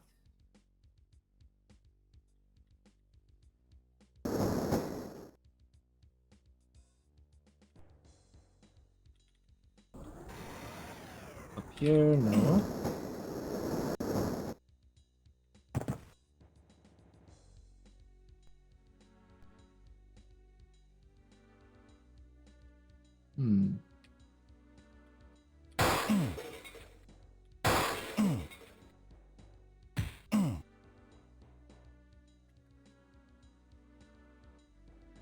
Looks like there's supposed to be a pathway through there or something. Realistic level design, who'd build? Yeah, exactly. I was thinking that this is more like a amusement park ride. But, I mean, I think Duke can get away with a little bit of vandalism, given he's saving the world and all that. You can let him off easy here. But now that the blue key, or the blue button has been activated, what is there?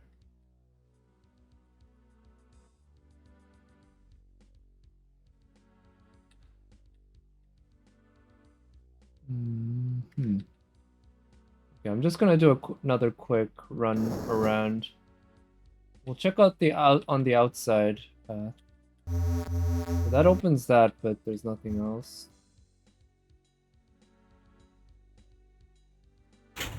Oh, that's what it is. Shit. I never tried pressing open on that. That's all it was. Oh, that guy dropped armor. Baby. Okay, easy.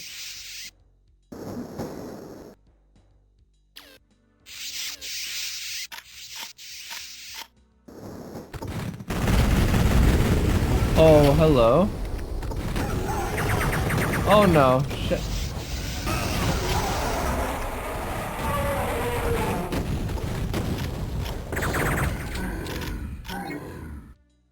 Okay.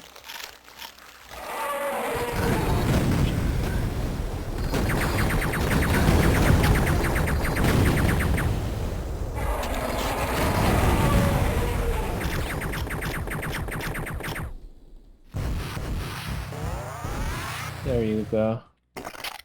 Gotcha, bitch.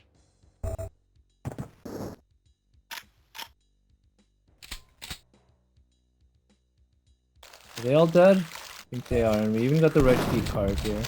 Oh, come on.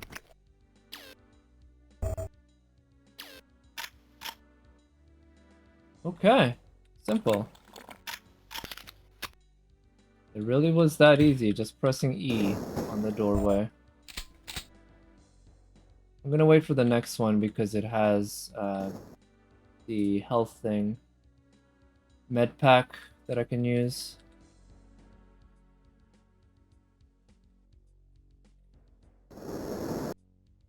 What? I thought it was here. I'll check the next one. No, okay. I might have just picked it up then. Okay, let's look for the spot where I can use the red key. There it is.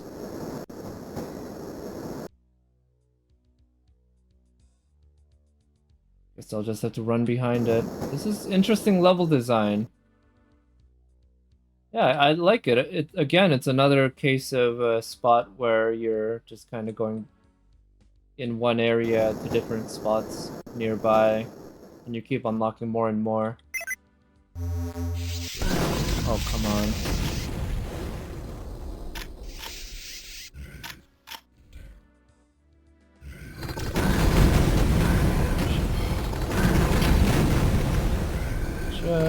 Oh no, it's a lady.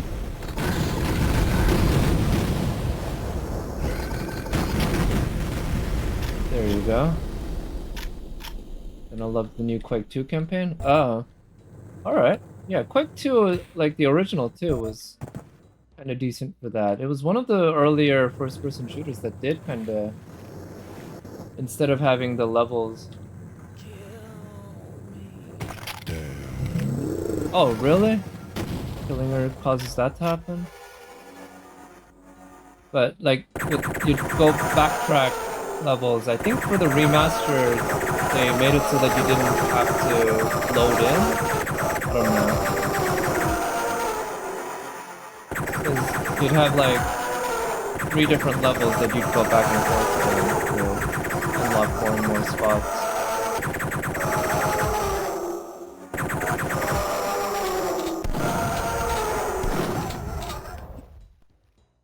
Okay. Not too bad. Cool. I'm assuming I need to go underwater here. These guys ever come up? I feel like if they're underwater, they stay underwater. If they're above water, they stay above water. They never even attack you underwater or through the water.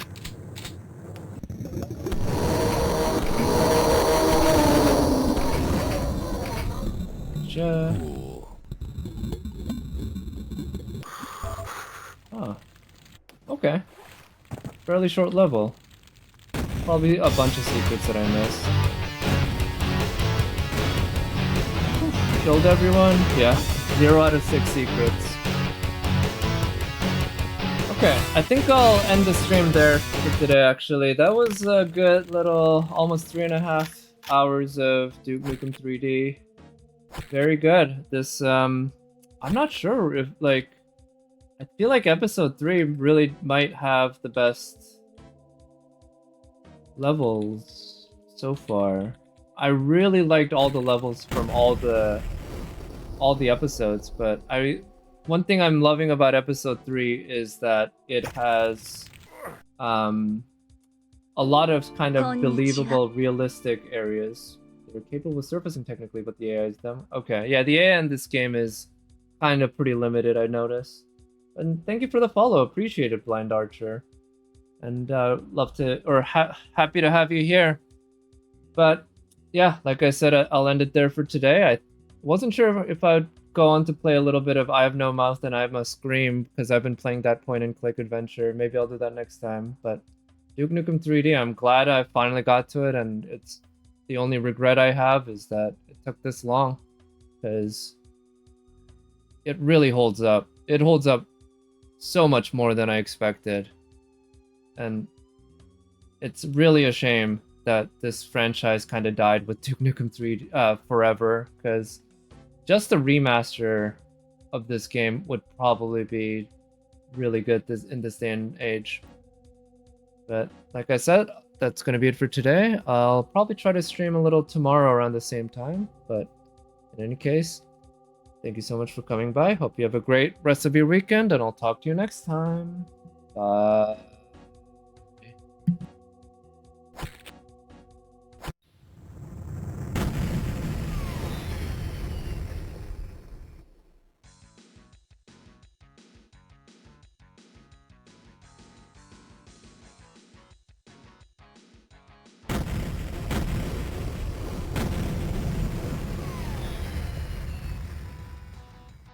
Dang, those alien bastards are gonna pay for shooting up my ride.